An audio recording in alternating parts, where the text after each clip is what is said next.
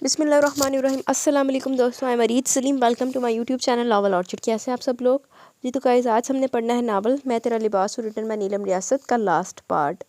तो लेकिन उससे पहले अगर आपने मेरे चैनल नावल ऑर्चिड को सब्सक्राइब नहीं किया तो सब्सक्राइब कर दो, साथ में बेल आइकन भी प्रेस कर दें ताकि आने वाली वीडियो आपको मिलती रहे आसानी से। अच्छा मेरी बात सुने कि यार फर्स्ट पार्ट जब अपलोड होता है, अगर कोई 2-3 एपिसोड का नावल है तो फर्स्ट पार्ट पे तो बड़े धांसू किस्म के व्यूज़ आते हैं, सारा व्यूज़ होते हैं। लेकिन जब सेकंड पार्ट आता है या थर्ड पार्ट आता है तो उस पर व्यूज़ कम हो जाते हैं कि आप लोग सेकंड थर्ड पार्ट पूरा पूरा नावल नहीं सुनते, ये जस्ट फर्स्ट स्टार्ट लेके उसको एंड कर देते हैं। तो उसके ऊपर मुझे रिस्पॉन्स नज़र नहीं आता, ना व्यूज़ आते हैं ना कोई कमेंट वगैरह कुछ भी नहीं आता। तो अगर आप उसको सुनते हैं, अगर एक स्टार्ट करते हैं तो उसको कंप्लीट सुना करो और उस पर रिस्पॉन्स भी पूरा दिया करें। चले खैर मर्जी आपकी, आए हम पढ़ते हैं मैं तेरा लिबास रिटर्न बाय नीलम रियासत का लास्ट पार्ट। इसमें बैलेंस भी है और भाई का नंबर भी फीड है, फ़ोन करके बात कर लें और वापसी का भी पूछ लें। मुझे ज़रूरत नहीं है, खुद ही आ जाएंगे, आखिर सारी रात तो बाहर नहीं रह सकते। वो आगे बढ़ने लगी थी जब मलीहा ने इसका बाजू पकड़ा। भाभी क्या मेरा भाई इतना ही बुरा इंसान है कि आप उनको मुखातिब करना भी पसंद ना करें? रुबाब को उम्मीद नहीं थी कभी वो यूँ जवाबते होगी। इसकी आंखों में तरी आ गई, जिसे देखकर खतीजा ने मलीहा को फजूल सवाल जवाब करने पर डांट दिया, मगर रुबाब ने उनको मना कर दिया। मलीहा के करीब आई और इसके दोनों हाथ अपने हाथों में लेकर जब्त रखकर बोली, मैंने अपनी पूरी ज़िंदगी में मीसम तलाल से ज़्यादा सुलझा और नरम इंसान नहीं देखा। इनमें हर वो अच्छाई मौजूद है जो एक अच्छे शौहर में मौजूद होनी चाहिए। अगर मुझे इतनी रुसवाई के बाद मिलते तो यकीन मानो रुबाब खुद को दुनिया की इतनी रुसवाई के बगैर मिलते तो यकीन मानो रुबाब खुद को दुनिया की खुशकिस्मत तरीन औरत समझती। मगर अब मेरे दिल में जो ज़ख्म है वो मुझे खुश होने नहीं देते। आपने कुछ किया ही ना और सब आपको गलत समझ कर ना जाने क्या कुछ कहते रहे। हमने तो आपको एक लम्हे को भी गलत नहीं जाना। प्लीज़ भाभी, दुनिया वालों की खातिर उस शख्स का मजीद दिल ना दुखाएं जो आपका सबसे बड़ा खैर ख्वाह है। शब बखैर। मलिहा उसके गाल पर प्यार देकर चली गई। वहाँ बस रुबाब और खतीजा रह गए थे। रुबाब आकर इनके कदमों के करीब कालीन पर बैठ गई। आंटी, क्या आप भी समझते कि मेरा रवैया बचकाना है? खतीजा ने मुस्कुराते हुए इसके सर पर हाथ फेरा, फिर ठोड़ी के नीचे 3 उंगलियां रखकर इसका चेहरा ऊपर किया। जानती हो, जिस दिन तुम इस घर में आई थी मुझे बड़ा गुस्सा था। जो हालत उस दिन मिसम की थी, तौबा तसव्वुर करके दहल जाती हूँ। मगर तुम्हारे अब्बू ने कहा, देखो खतीजा, तुम एक ऐसी औरत हो जिसे गली में कोई बिल्ली कुत्ता जख्मी या भूखा मिले तो तुम घर ले आती हो, इनका ख्याल करती हो, खाना देती हो, और जब वो इस काबिल हो जाते हैं दोबारा से जाकर दुनिया का सामना कर सके तो इनको जाने देती हो। आज इस बच्ची को भी एक ज़ख्मी अकेली बिल्ली की तरह देखो और इसको तुम्हारे मसीहा हाथों की ज़रूरत है। जानवरों के साथ भलाई अगर अफसल है तो इंसान के साथ भलाई अफसल तरीन है। फिर दूसरी तरफ मेरा शहज़ादा बेटा था। मुझे मीसम ने हैरान कर दिया। जिस तरह नरमी से वो तुम्हारे साथ बात करता, तुम्हें अपने दोस्तों से मिलवाया, कोई भी अंदाज़ा नहीं कर सकता था कि ये शादी ज़बरदस्ती करवाई गई है। फ्रीकैन की मर्ज़ी से नहीं हुई। मुझे अपने बेटे पर फ़ख्र है। अगर वो चाहता तो तुम्हें ताने मार मार कर जीना हराम कर देता। जिन लड़कियों के पीछे माँ बाप की सपोर्ट ना हो, कौन उनको कुछ समझता है? आज तो जिनके पीछे ये भरे पूरे ख़ानदान है, शौहर ना जाने कैसे कैसे कमीनी फितरत के मिल जाते, पर अल्लाह ताला का शुक्र है तुम्हारे साथ ऐसा नहीं हुआ। बेटी, जो एहसास तुम्हारे, ये वो नौजवान नस्ल नहीं समझ पा रही। इन्होंने आज तक कोई मुश्किल वक्त नहीं देखा। अल्लाह ना ही इन पर कोई ऐसा वक्त लाए जब इनके अपने भी आंखें फेर जाएं। ये वक्त बड़ा तकलीफ दे होता है जिसमें से तुम गुजरी हो। बगैर किसी वजह के एक छोटे से हादसे ने सारा कुछ बदल कर रख दिया। तुम्हें संभलने में वक्त चाहिए था, इसलिए मैंने तुम्हें जाने दिया। पर बेटी, मैं नहीं चाहती हूँ तुम मिसम से तलाक लो। अगर मुझे अपनी माँ समझती हो तो ये मेरी ख्वाहिश समझ लो या मेरा हुक्म। वो भी ये बात कह तो रहा है ना कि तुम हुरैरा को छोड़ दो, वो तुम्हें छोड़ देगा। वैसा कभी नहीं करेगा। तुम्हारे जाने के बाद उसने अपना कमरा छोड़ दिया हुआ है, वो ऊपर नहीं रहता, नीचे गेस्ट रूम में रहता है। वो खतीजा की बातों पर हैरान हो रही थी, बेबसी से बोली, जब मैं ये बात सोचती हूँ अब्बू जी को तो यही लगा होगा ना कि मेरा इनके साथ ताल्लुक था। किसी ने मुझसे सफाई नहीं मांगी, मेरी अम्मी ने भी नहीं। सिर्फ उस दिन मुझे मुखातिब किया जिस दिन इनके साथ मेरा निकाह पढ़वाया। तब भी अब्बू इंतहाई बेदर्दी से बोले, अगर तुमने ये निकाह नहीं किया तो मैं तुम्हें तो नहीं बल्कि खुद को ख़त्म कर दूंगा। आंटी, मैं कैसे इस रिश्ते को ज़िंदा रखूँ? मेरा दिल कटता है। तुम्हारे साथ कोई ज़बरदस्ती नहीं कर रहा। तुम्हारा जो भी फैसला हुआ मैं तुम्हारे साथ दूंगी, जैसे पहले दिया था। पर बेटी, तुम अपने वाली पूरी कोशिश तो करो, दिल को समझाओ। अब वो सिर्फ तुम्हारा शौहर नहीं, हुरैरा का बाप भी है। बच्चे को तो माँ बाप दोनों की ज़रूरत होती है। इसके लिए दोनों ही एक साथ एक जैसे होते हैं, दोनों ही अहम होते हैं। वो कभी भी दोनों में से एक को कबूल करके दूसरे को राज़ी खुशी नहीं छोड़ सकता। वो सर झुकाए बोली, मैं वादा नहीं कर सकती पर मैं कोशिश करूँगी। हुरैरा की खातिर मैं कोशिश करने को तैयार हूँ। खतीजा के चेहरे पर पुरसकून मुस्कुराहट दौड़ गई। ये हुई ना बात, चलो अब जाकर सो जाओ, कल बड़े काम है। हाँ, इसको फ़ोन करो, घर आ जाए, हुरैरा भी थका हुआ है। जी अच्छा। इसने अपने हाथ में थामे फ़ोन को देखा। खतीजा अपने कमरे की जानिब बढ़ गई तो वो ऊपर आ गई। ऊपर के पोर्शन में रंग वगैरह नया किया मालूम हो रहा था। इंडोर प्लांट्स के बड़े बड़े गमले बाहर हाल में पिलर्स के साथ रखे हुए थे, जिनमें मुख्तलिफ किस्म के पौधे हरियाली लुटा रहे थे। इसके कमरे का दरवाज़ा नीम हुआ था। दिल की अजीब सी हालत हो रही थी। धीमे धीमे कदम उठाती आगे आई, हाथ के ज़ोर से दरवाज़ा पूरा खोल दिया। कमरे में से जानी पे जानी एयर फ्रेशनर की खुशबू ने इस्तकबाल किया। गहरा सांस अंदर खींच कर आँखें मूंद ली। 2-4 सेकंड इसी तरह खड़े रहने के बाद आगे बढ़कर स्विच बोर्ड से लाइट्स ऑन की और अब जो कमरा इसकी नज़रों के सामने था, इसकी हर चीज़ बदली हुई थी। कमरे का थीम नीले रंग की बजाय ब्राउन और गोल्डन था। सारा फर्नीचर बदला जा चुका था। गहरे ब्राउन कारपेट में पाँव गुम हो रहे थे। इसने ड्रेसिंग टेबल के स्टूल पर बैठकर जूते उतार दिए, बालों में लगा क्लिप खोलकर बालों का जुड़ा बनाकर पोनी से लपेट लिया। एक एक करके अपना और हुरैरा का बैग खाली किया। सारा सामान निकालकर बेड पर रखा। बैग तैग लगाकर अलमारी के निचले खाने में घुसाए। अलमारी का मेन पट खोला तो दिल में दर्द उठा, क्योंकि सामने शादी के अव्वल दिनों में खरीदे और पहने के तमाम लिबास बड़ी तरतीब से रखे हुए थे। इन जालिम पलों में इस पर इंकशाफ ज़रूर हुआ, यहाँ से जाने के बावजूद वो यहीं मौजूद थी। इसने एक घर छोड़ा था, मगर इस घर ने इसको नहीं छोड़ा। अंदर ही अंदर दिल की ज़मीन गिली होने लगी। वो ज़रा सोचना नहीं चाहती थी, क्योंकि इसको इल्म था दिल दगा देगा, और वो कमज़ोर पड़ना नहीं चाहती थी। मीसम अभी अना पर चोट पड़ने की वजह से बफरा हुआ था। आखिर एक मर्द किसी औरत के पीछे कब तक अकेला रह सकता है? खुद ही एक दिन तंग आकर आगे बढ़ जाएगा। सारे नए कपड़े अच्छे से तय लगाकर अलमारी में रखे, हैंगर्स पर डालने वाले हैंगर्स पर डाले, हुरैरा के पैम्पर्स वगैरह ड्रेसिंग के निचले दराज में डाले। बाकी इसके लोशन क्रीमें सब ड्रेसिंग के ऊपर रखकर अपना काला लीलन का सूट निकाल कर लिबास बदला, वज़ू किया। किबला रुख से तो पहले वाकिफ़ थी। वहीं कारपेट पर जानेमाज़ बिछाकर अपने रब के हजूर खड़ी हो गई। यार ये केक तो खा लेता होगा, कैसर ने तशवीश से पूछा। फैसल ने झटका, दिमाग तो नहीं चल गया? बच्चे के अभी तक दांत भी नहीं है, तुम इसको केक खिला लो। आइसक्रीम के बारे में क्या ख्याल है? इसको ठंड लग जाएगी। कैसर और मीसम फैसल को घूरने लगे। कमीने, तू भी हमारी इधर छड़ा छांट है, फिर तुझे बच्चों के बारे में इतना कैसे इल्म है? कैसर की बात पर फैसल ने केक का बड़ा सा चम्मच मुंह में रखा। मेरी दौलत बड़ी बहनें शादीशुदा, दोनों के बच्चों को खिलाया हुआ, इसलिए मुझे अंदाज़ा है छोटे बच्चे को कैसे देखते हैं। हाय, बहनों के बच्चे खिलाने वाले को तो पता बिल्कुल पता होता है कि उनको शादीशुदा लोगों से भी ज़्यादा पता होता है कि बच्चों को कैसे डील करते हैं। वाह यार, फिर तो मुझे तुमसे क्लासेस लेनी चाहिए, फैसल ने मीसम को ऑफ़र की। हाँ ठीक है, तुम एक क्लास के 10,000 रुपये दे दिया करना, मैं तुम्हें हफ्ते की 4 क्लासें दूंगा। बस कर दी ना 2 नंबर भी पारी वाली बात। जिसके पास अव्वल तो कोई गाहक आता नहीं, और अगर कभी भूले से कोई मुर्गा हाथ लग जाए तो इसके रेट एकदम शूट कर जाते हैं। छोड़ यार मिसी, किसको शर्म दिलवा रहे हो? वैसे यार हुरैरा है तो बीबा बच्चा, कितनी देर होगी तुम्हारी गोद में आराम से बैठा हुआ, वरना इतने छोटे बच्चे तो अक्सर रोते ही रहते हैं। फैसल जल्दी से बोला, ये एक साबर बाप का साबर बच्चा है, इसका बाप भी नहीं रोता। ये भी मीसम ने इसको दरमियान में टोक दिया। बस मेरी इज्जत अफजाई बहुत होगी, अब दरअसल ज़रा असल मौजू पर बात हो जाए। परसों मिली की मंगनी है, तुम लोगों को दूसरों की तरह बाकायदा कार्ड भेजने पड़ेंगे या आ जाओगे? नहीं यार, तुमने बता दिया इतने काफ़ी है। वैसे भी अपनी तो घर वाली बात है, बल्कि हमारे लायक कोई भी खिदमत हो ज़रूर बताना। हाँ बस कोशिश करना आने से पहले मुंह अच्छी तरह धोआ ना। आओ। मीसम ने हुरैरा के हाथ से बिस्किट थमाया और परेशानी से अपने दोस्तों को देखा। यार इसको जो भी खाने की चीज़ देता हूँ, ये खाने के बजाय इसके साथ खेलने लगता है। मीसम के तासुरात देख दोनों को हंसी आ गई। भाई बच्चा शक्ल सूरत में बाप पर गया तो हरकतें भी तो बाप जैसी करेगा ना। पर फिक्र ना करो, बड़े वक्त पर ही अपनी शागिर्दी में आ गया। हम अपने शेर को सब सिखा देंगे। फैसल ने हुरैरा को गोद में लिया। वो हंसते हुए फैसल का चेहरा देखने लगा, जबकि कैसर बोला, तुम्हारी शागिर्दी में तो बस खाना ही सीखेगा, एक लड़की का नंबर तक तो तुम मांग नहीं सकते। इस बात पर हुरैरा रोने लगा। फैसल इसको फैलाते हुए बोला, देख लिया तुम्हारा झूठ, इतने से बच्चे ने भी इस फट पकड़ लिया। हुरैरा यार तुम सही वक्त पर आए हो, तुम्हारी सहरी शांटी ने बेवफाई किया यार, उसकी मंगनी होगी। अब देखना हम उसके मियाँ समेत उसको मिली फुप्पो की मंगनी पर इन्वाइट करेंगे। तुम्हारा चच्चा उस दिन ब्यूटी पार्लर से तैयार होगा, तब उस जालिम को एहसास होगा एक गुलफाम को छोड़कर वो पैसे वाले लंगूर के साथ चलेगी। अब भला कंगला गुलफाम और रईस लंगूर बराबर थोड़ी है यार, तुम भी जल्दी से बड़े हो जाओ, तुम्हारे माँ बाप तो बच्चों जैसे रवैये रखते हैं। मैं अब चलता हूँ, हुरैरा को नींद आ रही होगी, 12:15 हो गए। ये इस वक्त पाकिस्तान का वाहद 4 माह का बच्चा होगा जो जाग रहा है। अम्मी बता रही थी कि रात को पैदा हुआ था। जो बच्चे रात को पैदा होते हैं वो रात को ज़्यादा जागते और दिन में सोते हैं। ये भी अजीब साइंस है। मीसम के उठते दूसरे दोनों भी उठ के बिल पे करके कॉफ़ी शॉप से निकल कर पार्किंग लॉट की तरफ जाते हुए बोला, यार अपनी तरफ से पुराने ग्रुप में से जिसको चाहो इन्वाइट कर लेना। मैं कल बिलाल को कहकर खाली कार्ड तुम दोनों को तरफ भिजवा दूंगा। कहा तो है कार्ड की ज़रूरत नहीं है, हम वैसे भी अच्छा खाना कम ही छोड़ते हैं। बेफिक्र हो, सारी पलटन हाजिर होगी। ड्राइवर इंतजार में बैठा था। इसकी पिछली सीट पर संभालते गाड़ी आगे बढ़ा दी। जो ही गाड़ी गेट से अंदर आई, इसकी नज़र ऊपर अपने कमरे की बालकोनी पर पड़ी, जहाँ खुले दरवाजे में लाइट जलती नजर आ रही थी। चलो हुरैरा, तुम्हारे आने से तारीख पड़ा, आंगन तो आबाद हुआ। हुरैरा इसके सीने पर सर रखे मज़े से सो रहा था। इसने अपना लंबा सा बाजू इसके गिर्द लपेट कर हाथ सर की बैक पर रखा हुआ था।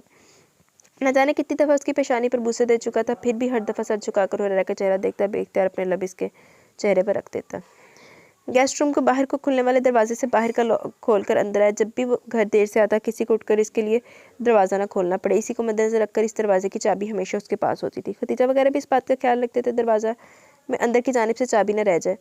इस सूरत में उसको मेन बड़ा दरवाज़ा ही खटखटाना पड़ता। अंदर आकर अपने पीछे दरवाज़ा बंद करता वो गेस्ट रूम से निकलकर सीढ़ियों की जानिब बढ़ गया। ऊपर आते ही कानों से जो आवाज़ टकराई वो टीवी की थी। आज वो पूरे 11 माह बाद अपने कमरे का रुख कर रहा था। इसको अम्मी ने इतना कहा कम से कम एक दफ़ा ऊपर जाकर नई सेटिंग ही देखा, मगर उसने कोई शौक जाहिर ना किया। हकीकत में से कोई सरोकार न रहा था। इसकी बला से चाहे सारे कमरे को सारा काला ही रंग क्यों ना कर देते। अंदर आते नजरों ने उसे फोकस किया, जो काले जोड़े में सफ़ेद दुपट्टे की बुक्कल मारे बैठ कर उनसे टेक लगाकर बैठी टीवी देख रही थी। मीसम का जी चाहा इसके चेहरे पर रकम सारा सुकून नोच डाले। रुबाब इसको अंदर आते देखकर ही अपनी जगह से उठकर इसकी जानिब पड़ी। बड़ी एहतियात के साथ मीसम से हुरैरा को ले लिया। इस अमल के दौरान इसने मीसम से नज़र नहीं मिलाई। ना ही बराह रास्त इसकी नजर चेहरे को देख लेती तो कम से कम यही जान पाती इसकी आंखों से किस कदर शोले निकल रहे थे। वो पहले हुरैरा के कपड़े निकाल कर बैठी हुई थी। इसको बेड पर अपने आगे लेटाने के बाद खुद इसके पैरों के करीब बैठ गई। पहले इसके जूते उतारे, फिर जराबे, इसी तरह ट्राउज़र, इसके बाद शर्ट, स्वेटर, सिर्फ नीचे डाली गई हाई नेक रहने दी। पैम्पर बदलने के बाद मलमल का शलवार सूट पहनाया, नई खुली सी जराबे डाली। इसके ऊपर कंबल डालकर सारी चीज़ें समेटते हुए अपने ख्याल में उठी और सामने दीवार बनकर खड़े मीसम से टकरा गई। सॉरी, मुझे तो ख्याल ही नहीं, मैं समझी आप वापस नीचे जा चुके होंगे। मीसम धीरे से ऐसा अंदाज खुद अपना मजाक उड़ाने वाला था। तुम समझी मैं नीचे चला गया हूँ या तुम चाहती हो मैं नीचे चला जाऊँ? वो इसकी आंखों में देखने की गलती करके जो कहने जा रही थी बात भूल गई। मीसम की निगाहों में रुबाब को अपने अक्स के सिवा और कुछ नजर न आया। वो मैं ये कपड़े रखने जा रही थी, हाथ धोकर हुरैरा को फीडर देना है। मैंने तुमसे कुछ नहीं पूछा, मुझे क्यों बता रही हो? वो एक तरफ होकर लाताल्लुकी से बोला। रुबाब इस बात में सर हिलाकर आगे बढ़ गई। गाल सुर्ख हो गई, लब भेंच से इसने हुरैरा को उतारे हुए कपड़े ड्रेसिंग के पास बड़ी टोकरी में रखे। वॉशरूम से जाकर साबन से हाथ धोए, येलो कपड़े बदलते, अच्छा पैम्पर भी बदले, ऐसी जगह की फिर हाथ धोए। हुरैरा का फीडर बनाकर इसने कवर में रखा था ताकि ठंडा ना हो जाए। अभी कमरे में मौजूद मेज़ पर रखा फीडर उठाकर कवर हटाया और बेड पर बैठ कर पहले हुरैरा को गोद में लिया, फिर अच्छे से फीडर हिलाकर उसको पिलाने लगी। इस दौरान मीसम वॉशरूम से होकर आया। टीवी रिमोट हाथ में लेकर बेड पर जूता समेत हेडबोर्ड के साथ टेक लगाकर नीम दराज हो गया। टांग पर टांग जमाकर एक हाथ सर के पीछे रखे बज़ाहिर वो चैनल सर्फिंग कर रहा था, मगर नजरें इस आंचल से ढके सर पर थी। जो पूरी तवज्जो से हुरैरा को फीड करवा रही थी वो बार बार सो जाता, वो बार बार इसको हिलाकर मतवज्जा करती। कभी इसके चेहरे पर हल्की सी फूंक मारती जिससे हुरैरा गहरी नींद से ज़रा बेदार होकर पूरी दिलजमी से दूध पीने लगता। ये वो गेम थी जो दोनों माँ बेटा दिन में कई मरतबा खेलते, क्योंकि जब हुरैरा सोता था तो घोड़े गधे बेचकर सोता। वो अपने आप पर इख्तियार न रख पाया। उठकर बैठा, हाथ बढ़ाकर रुबाब के गिर्द लिपटे दुपट्टे की गिरा धीरे से खोलकर दुपट्टा एक साइड पर रख दिया। एक सर्द लहर रुबाब को अपनी रीढ़ की हड्डी में दौड़ती महसूस हुई। मेरी इस जसारत पर बुरा मत मनाना, इस वक्त तुम सिर्फ और सिर्फ हुरैरा की माँ लग रही हो और मुझे अपनी रुबाब की तलाश है। इसने पोनी निकाल कर इसके बाल बिखेर दिए। खुद एक दफा अपनी पहली हालत में चला गया। घने सिल्की बालों को इजाजत मिलने की देर थी, किसी आबशार की तरह इसके चेहरे के गिर्द गिरे। रुबाब ने दोनों आंखें सख्ती से मीच ली, खोली तो इनमें नमी थी। एक बार तो जी चाहा हुरैरा को लिटाकर अपने इस दीवाने शौहर के पांव पकड़कर माफ़ी मांग ले। बेशक उसने उसका दिल दुखाकर गुनाह किया था, मगर बेबसी इस कदर थी, कोई और राह भी तो ना था। वो खुद से ही लड़ रही थी जब मीसम का सवाल आया, जब हुरैरा हुआ तो तुम्हारे पास कौन था? रुबाब इन पलों को याद नहीं करना चाहती थी, मगर भूलना भी नहीं चाहती थी। आंटी और खाला। आंटी कौन? आपकी अम्मी। दोबारा से फिर दोनों के दरमियान खामोशी छा गई। वो चैनल बदलता, 2-3 मिनट बेख्याली में स्क्रीन को देखता, फिर अगला चैनल लग जाता। हुरैरा को बेड पर लेटाकर अच्छे से कंबल देने के बाद उठ रही थी कि हुक्म मसूल हुआ, मेरे जूते उतारो। इसे चौंक कर गर्दन मोड़ी। आए ये अल्फाज मीसम के ही हैं। इसने टीवी पर स्क्रीन से नज़र हटाकर भवें उचकाकर उसको देखा। क्या सुनाई नहीं दिया? रुबाब ने कुछ नहीं कहा, उठकर इसके जूते उतार दिए, साथ ही जराबे भी खींचकर लॉन्ड्री वाली टोकरी में फेंक दी। और कुछ? वो पूछ कर मघूर ज़्यादा रही थी। इधर अलमारी में अगर कोई स्लीपिंग सूट है तो निकाल दो, वरना नीचे से लेकर आओ। इसने गौर से इस आदमी को देखा जो अपने ज़ाती काम के लिए माँ या बहन को भी तकलीफ नहीं देता था, और अगर पहली दफ़ा इसके साथ इस तरह से मौजूद होती तो हैरान ना होती, मगर वो माजी में इस आदमी के साथ पूरे 40 दिन गुजार चुकी थी। वो ऐसा इंसान था अगर रात को प्यास लगती तब भी खुद जाकर पानी पी कर आता। किसी दूसरे को हुक्म देना इसकी फितरत में शामिल नहीं था, मगर इस वक्त वैसा कर रहा था। रुबाब इसके कपड़े पहले वहाँ पड़े देख चुकी थी। ग्रे और सफ़ेद चेक वाला कॉटन का ट्राउज़र, साथ में सादी सफ़ेद टी-शर्ट निकाल कर वॉशरूम में रखा है। अब वो उसको देख रही थी। ये उठकर वॉशरूम में जाए तो वो सोने के लिए लेटे, मगर वो बालों में हाथ फेरते हुए बड़ी तवज्जो और फुर्सत से टीवी स्क्रीन पर थिरकते वजूद देखने में मसरूफ़ था। सनी लियोनी अपनी देसी लुक का जलवा हर अदा से दिखाई थी। वो समझ के जानबूझकर अनजान बना बैठा था कि रुबाब खुद से मुखातिब करे। पूरे 5 मिनट इसी ड्रामे में गुजरने के बाद नाचार उसको बोलना पड़ा, मैंने आपके कपड़े वॉशरूम में रख दिए, उठकर बदल लें। कोई रद्द-ए-अमल ही नहीं। अब रुबाब के सब्र का पैमाना लबरेज हुआ। सनी लियोनी गई और दीपक का झटके पटके खाते हुए ऐलान करी थी, वे मुकम्मली हो गई या नामत तेरा पढ़ के। आखिर उसने मजीद कुछ कहने सुनने का इरादा तरक किया। हुरैरा का डबल कंबल लिया, सोफे पर लेटकर सर तक कंबल ओढ़ लिया। अभी 2 सेकंड गुजरे होंगे जब कंबल खींचा गया। तुम्हारी इस बचकाना हरकत का क्या मतलब लूँ? रुबाब सीधी होकर बैठ गई, दोनों हाथों में सर थाम कर बेबसी से बोली, मैंने कोई हरकत नहीं की, बस सोना चाह रही हूँ। सोफे पर सोने की तुम्हारी बड़ी पुरानी ख्वाहिश है, मगर तुम्हारी बदकिस्मती कि मुझे हरकत इंतहाई चीप लगती है। लोग बज़ाहिर शादीशुदा हों, औलाद पैदा करके फिर एक दूसरे से भागते फिरे। बेगम जी, अगर कोई इतना ही नाजुक मिजाज हो तो फिर इस इंसान को चाहिए कि वो मर तो जाए पर ओखली में सर ना दे, और अगर दे ले तो फिर मर्दों की तरह सर उठाकर ज़िंदगी गुजारे। जाकर बेड पर सो जाओ। यकीन मानो मेरे दिल में तुम्हारे कुर्ब की तमाम चाहत अपनी मौत आप मर चुकी है। तुम्हारे होने या न होने से मुझे कोई फ़र्क नहीं पड़ता। ख्वाम का तुम मेरी तवज्जो हासिल करने कोई उल्टी सीधी हरकतें कर रही हो। रुबाब को लगा शायद ये उसकी समात का धोखा, मगर नहीं, ये सब बातें मीसम ने की थी। तो अच्छा कर रहा ना मीसम इसको बिस्त कर रहा। यही तो तुम चाहती थी कि तुम्हें इज्जत नहीं बच रही थी। तुम चाहती थी कि तेनू हर टाइम बिस्त करता रहे, तो होना ही कर रहे हैं मीसम। अपनी बात करने के बाद इसने अपनी कलाई से घड़ी खोलकर बेड साइड दराज पर रखी और साथ जेब में ऐसे वॉलेट और मोबाइल निकाल कर रखा। कफ खोलता हुआ अलमारी की जानिब गया, कुर्ता उतार कर हैंगर पर डालने के बाद वॉशरूम में बंद हो गया। रुबाब ने हर सोच दिमाग से छटकी, लाइट डिम की और आकर हुरैरा के बराबर लेट गई। वो इस वक्त ज़हनी और जिस्मानी तौर पर थकी हुई थी। अभी हुरैरा ने एक दफ़ा उसको 4-5 बजे फिर उठाना था और इससे पहले वो नींद लेना चाहती थी। इस दफ़ा कमरे में जो शोर जागा वो मीसम के मोबाइल का था। रुबाब ने सर कंबल के अंदर किया और ढीठ बनी पड़ी रही। एक दफ़ा बेल होकर बंद हो गई, दूसरी दफ़ा जारी हुई तो वो वॉशरूम से निकल आया। फ़ोन की स्क्रीन पर नज़र पड़ते उसके लब मुस्कुरा उठे। वो इस नंबर से पिछले एक हफ्ते से कॉल मौसूल कर रहा था मगर उठाई नहीं, पर इस वक्त ये कॉल उसको कोई गैबी मदद लगी। हेलो स्वीट हार्ट, कैसी हो? कंबल के अंदर रुबाब की दोनों आंखें पट से खुल गई। कानों में अगर जूम इन होने की सलाहियत मौजूद होती तो वो 100% जूम इन कर गए थे। दिल की धड़कन शूट कर गई। आखिर किसको इसने इस प्यार से मुखातब किया? ओए नहीं यार, अब मैं इतना भी बदज़ौक़ इंसान हूँ। रात की इन हसीन घड़ियों में तुम्हारे जैसी हुस्न की देवी से बात करना तो एक जगह अपनी जगह एक मायने रखता है। सॉरी यार, आज मैं ज़रा ऑनलाइन नहीं आ सका। असल में एक तो मेरा बेटा आया हुआ है, दूसरा आज मेरी सिस्टर के ससुराल वाले कुछ मामला तय करने आए हुए थे। इसके बाद अपने दोस्तों के साथ निकल गया। नहीं, कल ऑफिस शायद ही आ पाऊँगा। तुम ऐसा करो, परसों शाम मेरे घर पर फंक्शन है। Why don't you join me for the evening? हम काम की टर्म्स पर भी बात कर लेंगे, क्योंकि मुझे नहीं लगता अगले आने वाले कुछ दिन में ऑफिस का चक्कर लगा सकूँगा। न जाने दूसरी तरफ से क्या कहा गया जिस पर वह दिलकश कहकर मार कर बोला, ईमान, मेरी फैमिली मेरे हवाले से बहुत आज़ाद ख्याल है। वो यकीनन तुम्हारी हमारे यहाँ आमद को बहुत पसंद करेंगे। अरे यार, तुम तो जो भी पहन लो अप्सरा ही लगोगी। मगर बस एक चीज़ का ख्याल रखना, साड़ी से मुझे अजीब सी नफरत है। बस साड़ी छोड़कर कुछ भी पहनोगी क़यामत ही ठाओगी। मैं तुम्हें अपने घर का एड्रेस SMS कर दूँगा, या अगर चाहो तो मैं खुद पिक एंड ड्रॉप दे दूँगा। दूसरी जानिब चांस की तलाशी मान को यकीन ही नहीं आ पा रहा था कि फ़ोन पर ये वही मीसम है जिसके ऑफिस के वो कितने चक्कर लगा चुकी थी। वो सीधे मुंह बोलना तो दूर की बात, नज़र उठाकर एक नज़र देखता तक नहीं था। वो फ़ोन कर करके खप चुकी थी, मगर वो कभी फ़ोन उठाता ही नहीं था। फेसबुक पर भी मैसेज देख लेता, पर जवाब देने की जहमत कभी भी गवारा नहीं की। आज इसने एमी सोने से पहले आदत के मुताबिक नंबर मिलाया, पर आज मीसम तलाल किसी और ही मूड में था। वो सीढ़ी पर शौक से धुन बजाता हुआ आकर इसके बराबर में लेट गया। नीम अंधेरे कमरे में पूरी आंखें खोलकर देखते हुए भी वो यूं बन की जैसे सो गई हो। टीवी बंद होने के बाद रुबाब को जब इसके सो जाने का यकीन हो गया तो सर कंबल से बाहर निकाला, मगर गलती की, क्योंकि ऐन इसके चेहरे के करीब सर रखे इसके तरफ देखकर बड़ी कमीनगी से मुस्कुराया। तुम्हें यकीनन इस वक्त भी लोगों की फिक्र सोने नहीं दे रही। आखिर लोग क्या कहेंगे? वैसे तो शौहर के खिलाफ खुला का केस दायर किया और वो अब इसी के पहलू में सो रही हो। रुबाब का जी चाह हर लिहाज भलाई ताक रखकर इससे को पूछे, मर गया? मच्छर मार दिया मैंने? आके बैठा था मेरे ऊपर, अचानक अटैक किया मैंने, मच्छर मार दिया। अच्छा जी, किधर है? रुबाब को जी चाह हर लिहाज भलाई ताक रखकर इसको पूछे, अभी फ़ोन पर कौन थी? किसको स्वीट हार्ट कह रहे थे?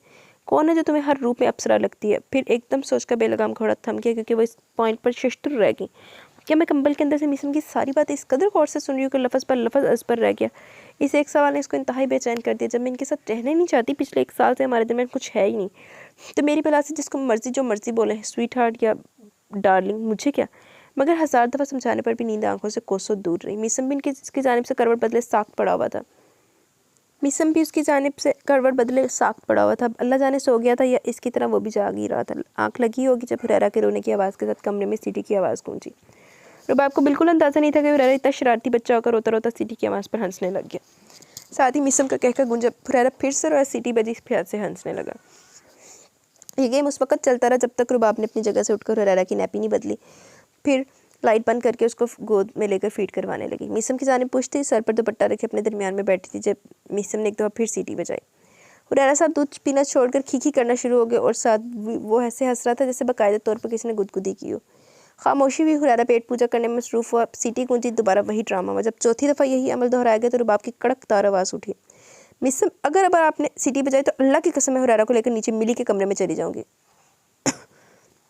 अंधेरे में मीसम की मुस्कुराती हुई आवाज़ आई, मुझे क्यों आंखें दिखा रही हो? अपने बेटे को डांटो, मैंने आखिर किया ही क्या? एक और सीटी हुरैरा के कह के वो पहले इतनी मुश्किल से नींद भगाकर उठी थी। गुस्से से हुरैरा को मीसम के बराबर बेड पर लेटाकर उठने लगी। आप दोनों अपनी मस्तियाँ जारी रखें, मैं यहाँ से जाती हूँ। मीसम ने जल्दी से उसका बाजू पकड़कर रोका। अच्छा यार, अब नहीं करता, सॉरी, तुम अपना काम जारी रखो। वो संजीदा होकर करवट के बल लेट गया। 2-3 मिनट इंतजार करने के बाद रुबाब ने हुरैरा को दोबारा फीड करवाना शुरू कर दिया। जब तक वो सोया, बाहर मसाजिद में फजर की अजान हो गई थी। बच्चे को अच्छी तरह कंबल उड़ाने के बाद खुद वॉशरूम में जाकर वजू किया। वो समझी मीसम सो गया, मगर जब अपनी दूसरी रकत के लिए खड़ी हुई, मीसम ने अपना जायनमाज़ से थोड़ा आगे बिछाया और नीयत बांध कर खड़ा हो गया। रुबाब की नज़रों के सामने इसी कमरे में अदा होने वाली कई फजर की नमाज़ों के मंजर घूम गए। मीसा ने जितनी दफ़ा घर में फजर पड़ी, हर दफ़ा अपना जायनमाज़ रुबाब से आगे रख कर बिछाया। देखने में यूँ ही मालूम होता जैसे वो इमामत करवा रहा हो, इसकी पैरवी में इसके पीछे नमाज अदा कर रही हो। रुबाब को लगा दिल के लोथरे को किसी गर्माहट में लपेट दिया गया। आंसू लड़ियों की सूरत में एक एक करके बहते चले गए। फौरी तौर पर दुआ मांगकर आकर लेट की, सर पूरी तरह से दुख रहा था। नींद तो ज़रा भी पूरी ना हो पा रही थी। जल्दी नींद इस पर मेहरबान होकर इर्द गिर्द से बेखबर कर गई। वो जानमाज़ तय करके रखने के बाद लाइट ऑन करके बेड के करीब आया। रुबाब ने आंखों के ऊपर अपना दुपट्टा रखा हुआ था, होंठ हल्के से बात है। वो सो रही थी। बड़ी नरम गिरफ्त का इस्तेमाल करते हुए उसने उसकी आंखों से दुपट्टा थोड़ा पीछे किया और अपने मोबाइल में एक के बाद एक बगैर फ्लैश की तस्वीर खींची। चेहरे पर गहरी और किसी हद तक अजियत आमेज संजीदगी थी। मीसम ने इवेंट प्लानर वालों के साथ ठेका करके सारा काम इन्हें सौंप दिया। मुकम्मल अखराजात का तीसरा हिस्सा वो दे चुका था। इंटरटेनमेंट का जिम्मा भी इन्हीं का था। इंतजामात होने घर पर ही थे, पर घर वालों का सर दर्द कोई ना थी। खतीजा, मलिहा, रुबाब और लुबना तैयार होकर दिन के 12 बजे घर से ड्राइवर के साथ निकली थी। हुरैरा बाप के पास घर पर था। खतीजा के ने मलिहा के ससुरालियों को देने वाले गिफ्ट वगैरह सब रुबाब से बाहर मशवरा करके खरीदे। मलिहा का जोड़ा लिया, जूते ज्वेलरी वगैरह। लुबना ने अपने लिए सिर्फ जूते लिए। अलबत्ता रुबाब ने अपनी ठीक ठाक शॉपिंग की। सुबह उठते एक ख्याल इसके जहन में घर बना चुका था। वो इस पर पूरा अमल करने का प्रोग्राम में थी। इसी के मुताबिक शॉपिंग की वापसी पर कल के लिए सैलून वालों के साथ बुकिंग की। शाम 5 बजे जब गाड़ी पोर्च में रुकी, अपने से आगे वाली गाड़ी देखकर रुबाब के हाथ पैर एकदम ठंडे हो गए। वो इस गाड़ी को 1 साल क्या 10 साल बाद भी देखती तो फ़ौरन पहचान जाती। सबसे पहले वो गाड़ी से बाहर आई, हाथ लगाकर दूसरी गाड़ी की स्क्रीन पर लिखे अल्फाज को महसूस किया। हाथ में कपकपाहट आ गई। इसका जी चाह पर लग जाए और उड़ती हुई अंदर पहुंचकर देखे कि गाड़ी पर कौन आया, मगर कदम यूं मन मन के भारी हो गए। मलिहा इसको देखकर तशवीश से बोली, अम्मी मुझे लगता है भाभी की तबीयत ठीक नहीं, देखे तो रंग कैसे लट्ठे की तरह हो रहा है। खदीजा उसकी जानिब बढ़ी, जो अपना हैंडबैग भी गाड़ी में छोड़कर अंदर की जानिब जा रही थी। राबी क्या हुआ? इसने नफ़ी में सर लाया, इनका कंधे पर धरा हाथ छटका और आगे बढ़ गई। हाल के दरवाजे के पास थी जब अंदर से मीसम के कहकों के साथ किसी और की हंसी सुनाई दे रही थी। भाई साहब, सुबह से ये दोनों बाप बेटा मुझे यूं मसरूफ किए हुए हैं। अब अच्छा हुआ आप भी आ गए, देख लें इनके तमाशे। हाल के दरवाजे से अंदर का मंजर साफ नजर आ रहा था। डबल सोफे पर तलाल अहमद के बराबर बैठे शख्स को देखकर इसको अपनी आंखों पर यकीन न आया। सारी कायनात अपने मदार में थमती हुई महसूस हुई। अगर पीछे से मलिहा न थाम लेती तो शायद पूरे कद से गिरती। सामने मौजूद हस्ती कोई और नहीं, रुबाब के अब्बू थे, मलक आलम हयात। मलिहा का हाथ थामे ही वो कदम कदम चलती अंदर आई। तभी इनकी नज़र पड़ी। मुस्कुराते हुए अपनी जगह से खड़े हुए वही रोशन चमकता सुर्ख सफ़ेद चेहरा, कनपटियों पर सफ़ेद तारे। करीम करंडी के शलवार सूट पर स्किन रंग का बोनेंजा का स्वेटर, कंधे पर क्रीम कलर गर्म चादर। अब बोनेंजा नहीं, कुछ हो रहा अब, लेकिन मैंने बोनेंजा समझ आ रहा है। मैं बोनेंजा तेरी बहुत घूमी। अच्छा, मीसम ने इनकी गोद से हुरैरा को लिया। रुबाब इनके सीने से लगी तो यूं लगा जिंदगी के तपते सहरा में ठंडी छाँव में असर आ गई। इसको अपने ऊपर कोई इख्तियार न रहा था। जिंदगी ने सब कुछ दिया, मोहब्बत करने वाला शौहर, इतनी चाहत करने वाली ससुराल, इतना प्यारा सेहतमंद बेटा। किसी के पास ये सब कुछ हो तो कोई पागल ही नाखुश रहेगा, मगर रुबाब अब तक नाखुशी रही थी क्योंकि इसके पास सब कुछ था, मगर बाप का शफकत भरा लम्स नहीं था। इसके पास यह यकीन नहीं था कि आया वो माँ बाप के मुंह से निकलने वाली दुआओं में हिस्सादार है या नहीं। वो अपने बाप की दहलीज से जब निकली तब वो इनसे नाराज़ होकर आ गई थी, और अब इस सारे वक्त में ज़िंदगी से भी सिर्फ इसीलिए नाराज़ थी क्योंकि माँ बाप से नाराज़ थी। आज अब्बू के सीने पर सर रखकर मालूम हुआ इस मोहब्बत की कमी थी, और यह कमी हर खुशी पर भारी थी। वो हिचकियों से रो रही थी। आलम हयात ने बड़े प्यार से इसको साथ लगाया हुआ था। इसके सफ़ेद सिंधी कढ़ाई वाले चादर से ढके सर पर एक हाथ फेरते हुए तसल्ली दे रहे थे। अब बस भी करो यार, क्यों अब्बू को परेशान करियो। हुरैरा की शक्ल भी रोने वाली हो रही है।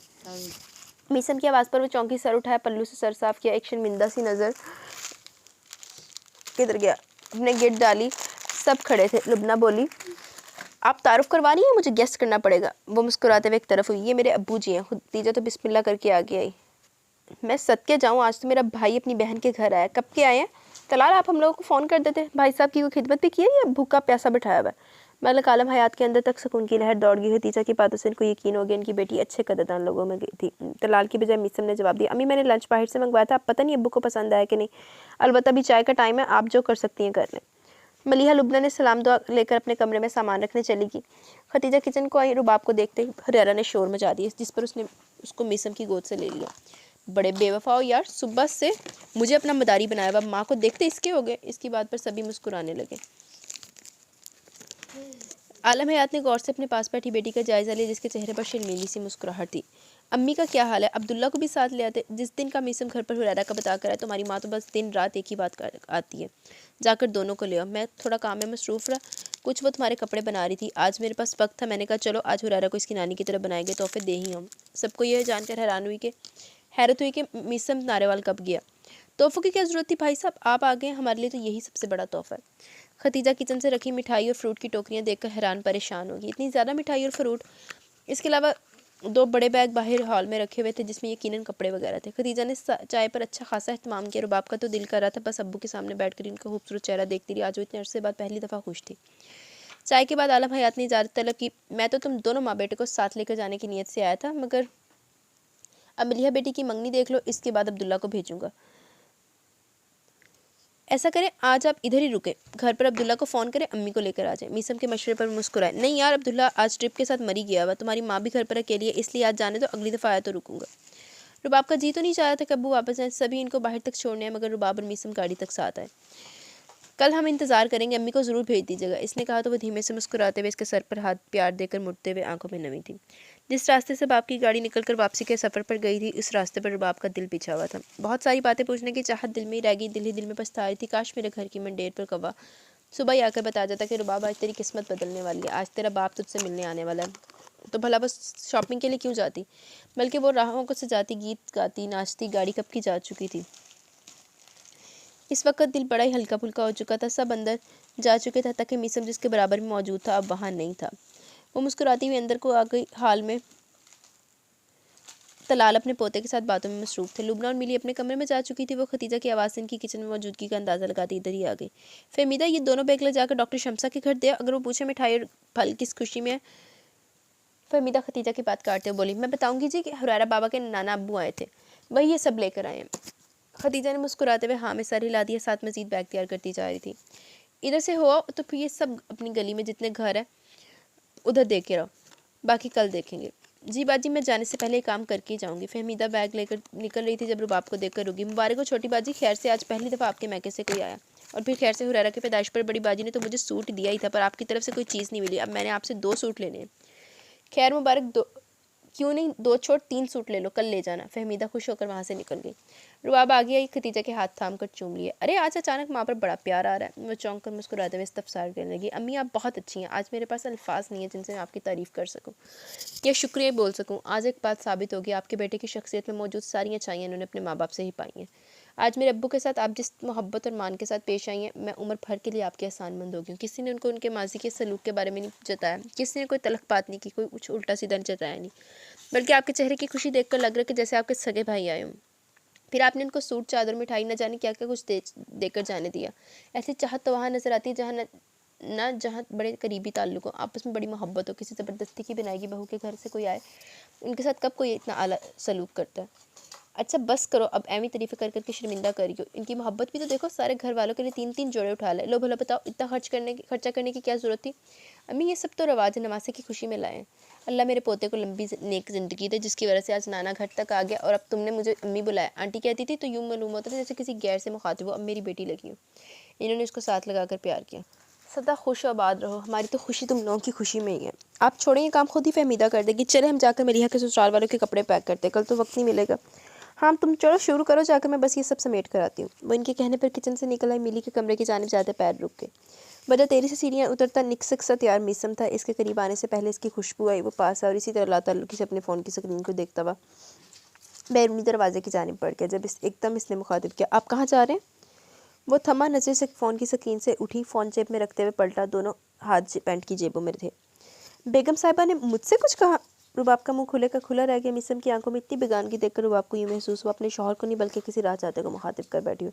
आप कहीं जा रहे हैं। जी अपनी एक दोस्त के साथ डिनर पर जा रहा हूँ। तफ्तीश पूरी होगी हो तो क्या अब मैं जा सकता हूँ। मुझे आपसे कहना था।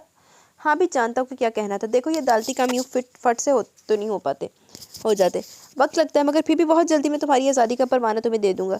अब तुम्हारे माँ बाप के साथ ताल्लुकात, अब तो तुम्हारे माँ बाप के साथ ताल्लुकात भी बहाल हो गए, तुम्हें तो और जल्दी होगी। जल्दी से इस घर से जान छूटे, तुम इनके पास जाओ, पर एक बात याद रखना, तुम अकेली जाओगी, हुरैरा नहीं जाएगा। इसकी हैरान सहमी भी आंखों में सख्त निगाहें डालकर अपनी बात पूरी की और निकल गया।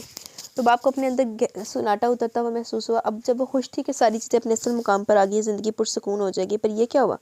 मिसम की बातों से तो जाहिर होता था ज़िंदगी शुरू होने से पहले ही ख़त्म होगी। वो इतनी हैरान थी कि आंख में एक आंसू तक ना आ सका। आहो तुम जो मर्जी कर दी मैं जो तुम चाहती हो हमेशा वैसा ही हो ना, ऐसे नहीं होता। बाथरूम में जाकर भी कितनी देर तक टब की दीवार पर बैठी खाली जहन से फर्श को देखती रही। बाहर हुरैरा को भूख लगी थी। लुबना ने दरवाज़ा खटखटाया तो मुँह हाथ धोकर बाहर आ गई। चेहरे पर मसनूई मुस्कुराहट से जाकर सबके दरमियान बैठी। जो कपड़े मलिहा के ससुराल को देने थे, लुबना के साथ मिलकर इन्हें अच्छे से पैक किया, फिर सूटकेस में रखे। जो सोने के जेवरात देने थे, इन्हें इकट्ठा एक जगह किया, खदीजा के हैंडबैग में रखकर इनके लॉकर में रख दिए। सबके कल पहनने वाले कपड़े सेट किए, डिनर भी खदीजा के कमरे में किया। वो लोग 1 बजे तक फारिग हुई। हुरैरा पेट पूजा करके तलाल अहमद के साथ खेलने में मसरूफ़ हो जाता।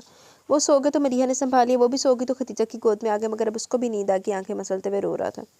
बस बच्चे, अब इस मासूम को पकड़ लो, जो काम रह गया वो मैं देख लेती हूँ, तुम जाओ अब आराम करो और ज़रा मीसम को फ़ोन करके पता करो अभी तक आया क्यों नहीं।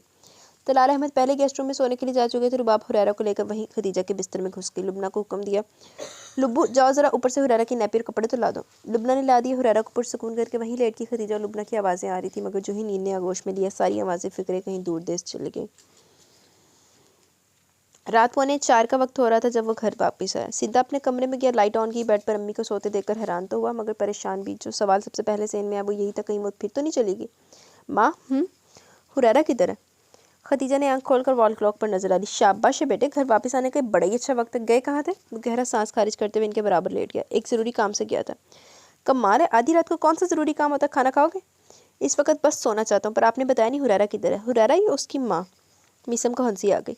उसकी माँ से मुझे क्या लेना देना, मुझे बस हुरैरा से गर्ज है। हाँ हाँ जानती हूँ, नीचे मेरे कमरे में सो रही है, जाओ जाकर थोड़ी नींद ले लो। कोई खास वजह जो वो आज उधर सोई है? तुम जो घर नहीं थे, इसका भी तुम्हारे बगैर अपने कमरे में दिल नहीं लगता होगा। मीसम का कहकर बेसाख्ता था। माँ, वो एहतजाजन उधर सोई है, मेरी मोहब्बत में नहीं। कैसा एहतजाज? किसी और वक्त बताऊंगा, अभी तो आप आराम करें। सॉरी, मैंने आपकी नींद खराब की। इन्होंने इसकी पेशानी चूमी और जाने का इशारा देकर आंखें बंद कर दी। बूट जराबे उतार कर, चप्पल पहनी, जैकेट उतार कर वहीं बेड पर फेंकी। लाइट के बाद मैंने पीछे दरवाज़ा बंद करता नीचे आ गया।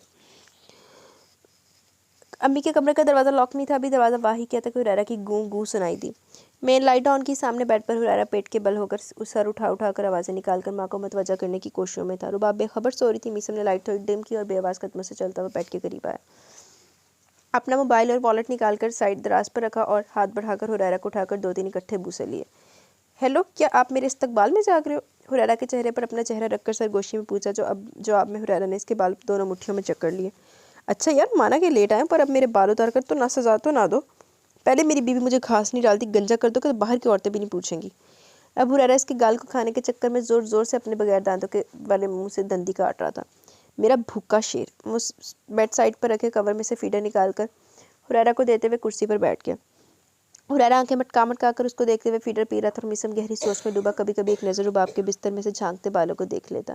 वहीं बैठे बैठे दोनों बाप बेटा सो गए। रुबाब आदत के मुताबिक उठी। हुरैरा को गायब पाकर हड़बड़ाकर बिस्तर से निकलने को थी जब नज़र मीसम पर पड़ी।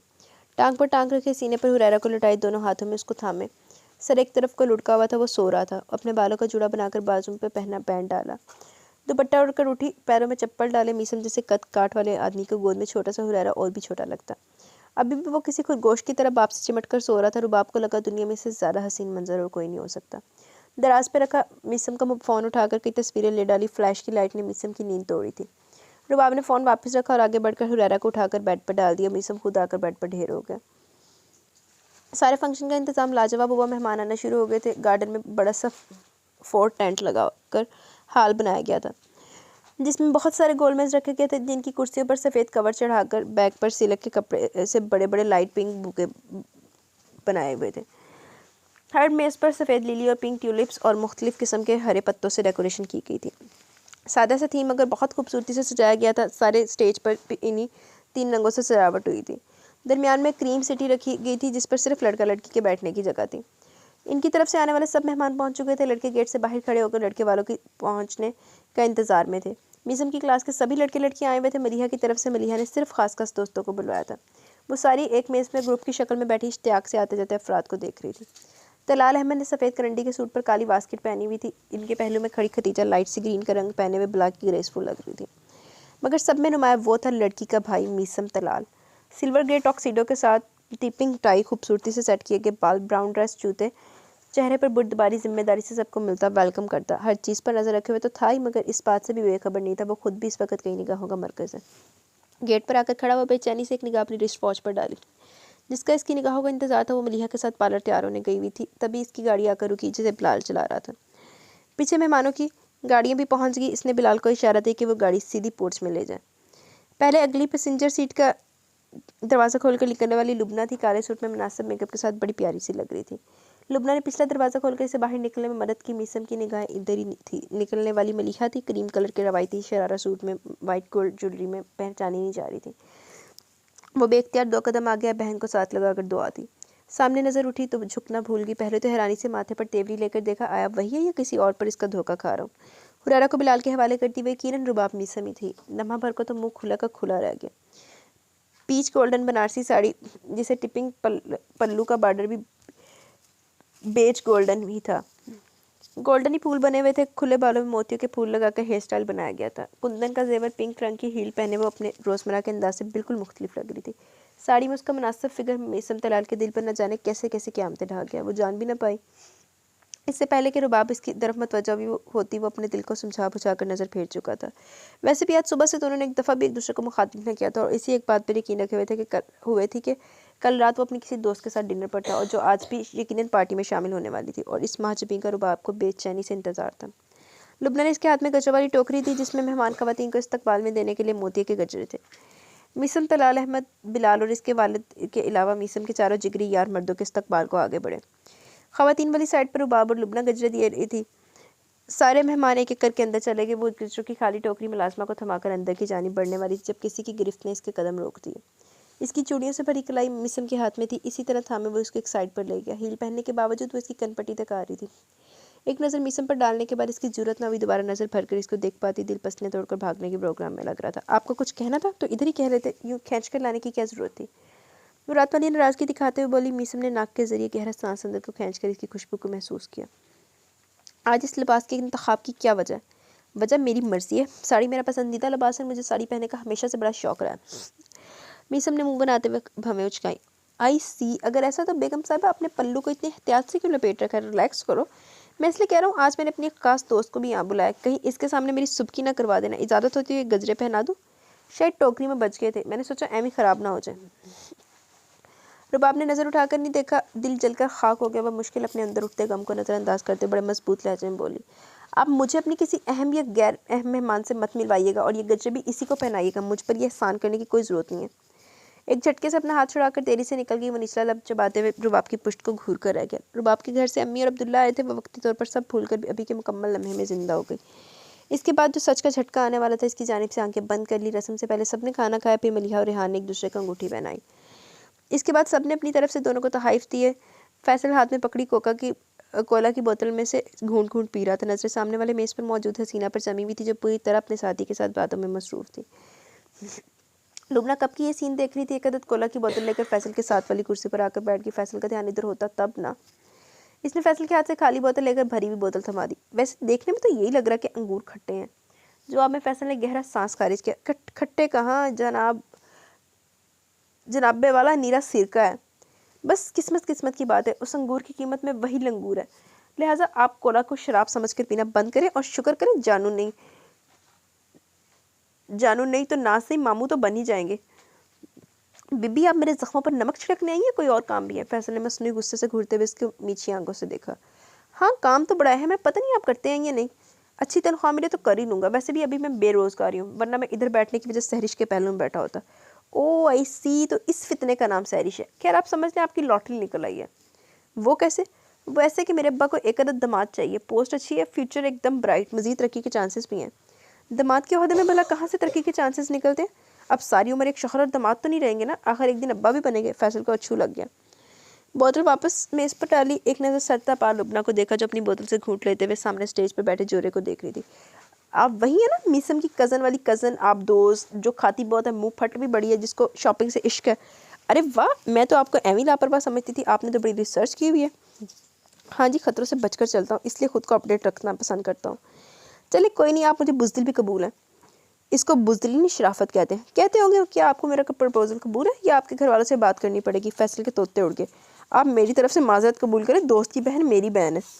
कमीने, मैं तुम्हारे दोस्त की बहन नहीं हूँ। अब बहन बोला ना तो रख के चमाट मारूंगी। बुरी नज़रों से घूरती वहाँ से उठकर चलेगी। फैसल ने अगले लम्हे ही जा मीसम को पकड़ा और सब इसके गोश गुजार कर दिया। मीसम ने अपना सर पीट लिया। यार, मुझे समझ नहीं आ रही, इसको तुम्हारी भिंडी जैसी शक्ल में ऐसा क्या हीरो नज़र आ गया? क्या मतलब, तू पहले से जानता है? जी, कब से वो मुझसे बातों बातों में तुम्हारा जिक्र करती आ रही है। और तूने मुझे बताया क्यों नहीं? पहली दफ़ा किसी लड़की ने तेरे भाई के लिए अच्छे अल्फाज इस्तेमाल किए और साले तूने मुझे बताना भी गवारा नहीं किया। डूब मर गई। मुझे अब संजीदगी से जॉब ढूंढनी पड़ेगी, आखिर अम्मी को कराची रिश्ता लेने भेजना है। वो चलता फिरता खर्चा इसे भूल जा, मैं किस किस को भूलूँ, बस अब से ये याद रखना है। मीसम ने तासुफ से सर हिला दिया। फैसल दे हालात ते बड़े माड़े ऐ ते वो साहब आ कि जेड़ी कुड़ी किसी कुड़ी ने माड़ा जिन्हें मुँह ला लेता ना तो चलो लॉटरी निकल आई फैसल दी थे। फोटोग्राफी का तवील सिलसिला जब तक ख़त्म हुआ ज़्यादातर मेहमान रुखसत होना शुरू हो गए थे। अपने करीबी दोस्त अहबाब भी बचे थे। लड़के वाले जब चले गए इसके बाद खालिस घरेलू सी तकरीब का आगाज़ मीसम के दोस्तों की जानिब से हुआ। स्टेज के सामने कालीन पर ढोलक रख कर बैठ के एक के हाथ में गिटार था। लड़कों ने एक के बाद एक पंजाबी गाना गाकर सारी महफिल लूट ली। अम्मी लोग इन पर से पैसे वार कर इन्हीं को दे रही थी क्योंकि उन्हें तो ज़्यादा ज़रूरतमंद और कोई है ही नहीं। सबका ध्यान ढोल की और गीतों की जानिब से सवाए मीसम और रुबाब के। मीसम की सारी तवज्जो अपने साथ बैठी सीट पर बैठी सुर्ख फ्राक में चमकती हसीना पर थी, जो बात पे बात कहके लगा रही थी। चुलबुली सी लड़की बिलाशबा परी जैसी सूरत वाली थी। रुबाब इसके चेहरे को देखती नजरें इसकी नाजुक कलाई पर मौजूद गजरों से पर से उठती ही ना थी। अंदर ही अंदर न जाने कितने आंसू बहते गए। तो मिसम तलाल तुमने फैसला कर ही लिया, पर क्या अब ऐसे फैसले की गुंजाइश थी? हुरैरा अपनी नानी की गोद में सोया हुआ था, जो सारे हंगामे से बेनियाज बस अपने नवासे का चेहरा पढ़ रही थी। अब्दुल्ला को भी लाने न जाने किन किस्से कहानियों में मसरूफ किया हुआ था। ज़बरदस्त हुटिंग हो रही थी। वो चौंक कर अपनी सोचों से निकली। गिटार मीसम के हाथ में था और वो स्टेज की सीढ़ियों पर बैठा था। जैकेट उतार कर कफ फोल्ड कर लिए थे। पाया तो उन्हें कोट सी तो हूँ जैकेट लांदा पे। इसने गिटार का पहला नोट लिया तो तालियां गूंजी। पहले नोट नहीं बता दिया, वो अनाड़ी नहीं था। बहुत सोच समझ कर बड़ी संजीदगी से एक एक तार छेड़ता चला गया। एक पैरा आकर इसके सामने माइक फिट कर गया। इसके सभी दोस्तों के मोबाइल इनके हाथों में थे और इनकी स्क्रीन पर मीसम तलाल नजर आ रहा था। इसने सर उठाकर कैमरे के चमकते फ्लैश देकर कहकर लगाते हुए बोला, कमीनो खबरदार जो तुम लोगों ने मुझे मेरी ही वीडियो बनाकर सेंड की। फैसल बोला, नई चिड़िया घर वालों को भेजनी ताकि इनको इल्म हो इनके यहाँ से भागा बंदर इधर सिंगर बनकर दाद ले रहा है। शर्म करो, आज इधर मेरे ससुराली भी मौजूद है। खैर, ये गाना मैं आज शाम की सबसे हसीन लड़की को डेडिकेट करना चाहता हूँ। तालियां बजाएगी। जब वो बोल रहा था रुबाब नजरें झुकाए बैठी थी। वो इसकी जानिब भी देख रहा था, मगर जब रुबाब ने नजर उठाई वो निगाह बदल गया। जो ये खेल मुलाहजा कर रहे थे, इनका कहका गूंजा, बाकी सब हैरानी हो रहे थे कि आखिर इतनी प्यारी बीबी होने के बावजूद मिसम ईमान नामी लड़की पर लट्टू क्यों हो रहा है। शहबाज तो बाकायदा इसको घूर रहा था। फैसल का बस नहीं चल रहा था कि मिसम के सामने चिढ़कर बैठी ईमान को उठाकर काले पानी में फेंका था। बेचारे परेशान होकर बार बार रुबाब का चेहरा देख रहे थे, जिसके चेहरे पर धीमी सी रस्मी मुस्कुराहट थी। दिलो दिमाग पर जो बीत रही थी वो चेहरे से जाहिर नहीं हो रहा था। मिसम ने गाना शुरू किया तो सारी खामोशी छा गई।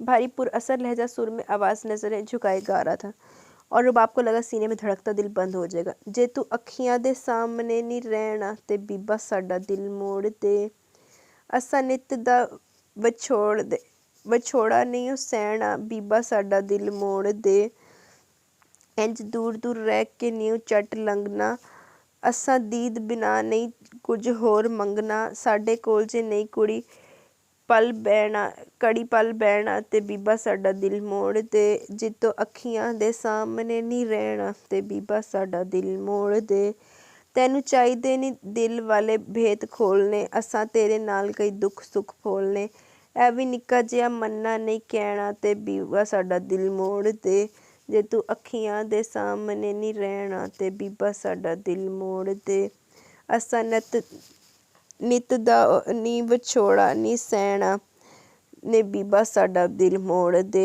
गाते गाते इसने सामने देखा तो शदीद मायूसी हुई। रुबाब अपनी जगह पर मौजूद नहीं थी। और चटती सी नज़र हाल पर डाली तो इसको टेंट के दरवाजे से बाहर जाते देखा। गाना वहीं बंद कर दिया। सबने एक दफ़ा फिर तालियां बजाकर दाद दी। वो भी मस्करों की तरह अपनी जगह खड़ा होकर आके कुछ होगा फ्लाइंग किस थी और अगले बंदे को दावत देकर खुद एक दफ़ा फिर ईमान के पास जा बैठा। आहिस्ता आहिस्ता बड़ों का ग्रुप वहाँ से खिसक गया। पीछे सारी यंग पार्टी बची, मगर रुबाब वापस नहीं आई। हालांकि किसी की पूरी उम्मीद निगाह मुसलसल दरवाजे की जानिब इंतजार में उठती और झुकती रही। बिलाखिर महफिल बर्खास्त होगी। वो बाहर की जानिब जा रहा था ताकि फैसल वगैरह से किसी के साथ मिस ईमान को इसके घर भेज सके। अभी लौनो बूढ़ नहीं किया था जब अपनी बालकोनी में किसी की मौजूदगी का शक सा हुआ। बस फिर क्या था, तस्दीक की भी ज़रूरत न जानी। वही खड़े होकर ईमान डार्लिंग को आने का बोला। वो शर्माती अदाएं दिखाती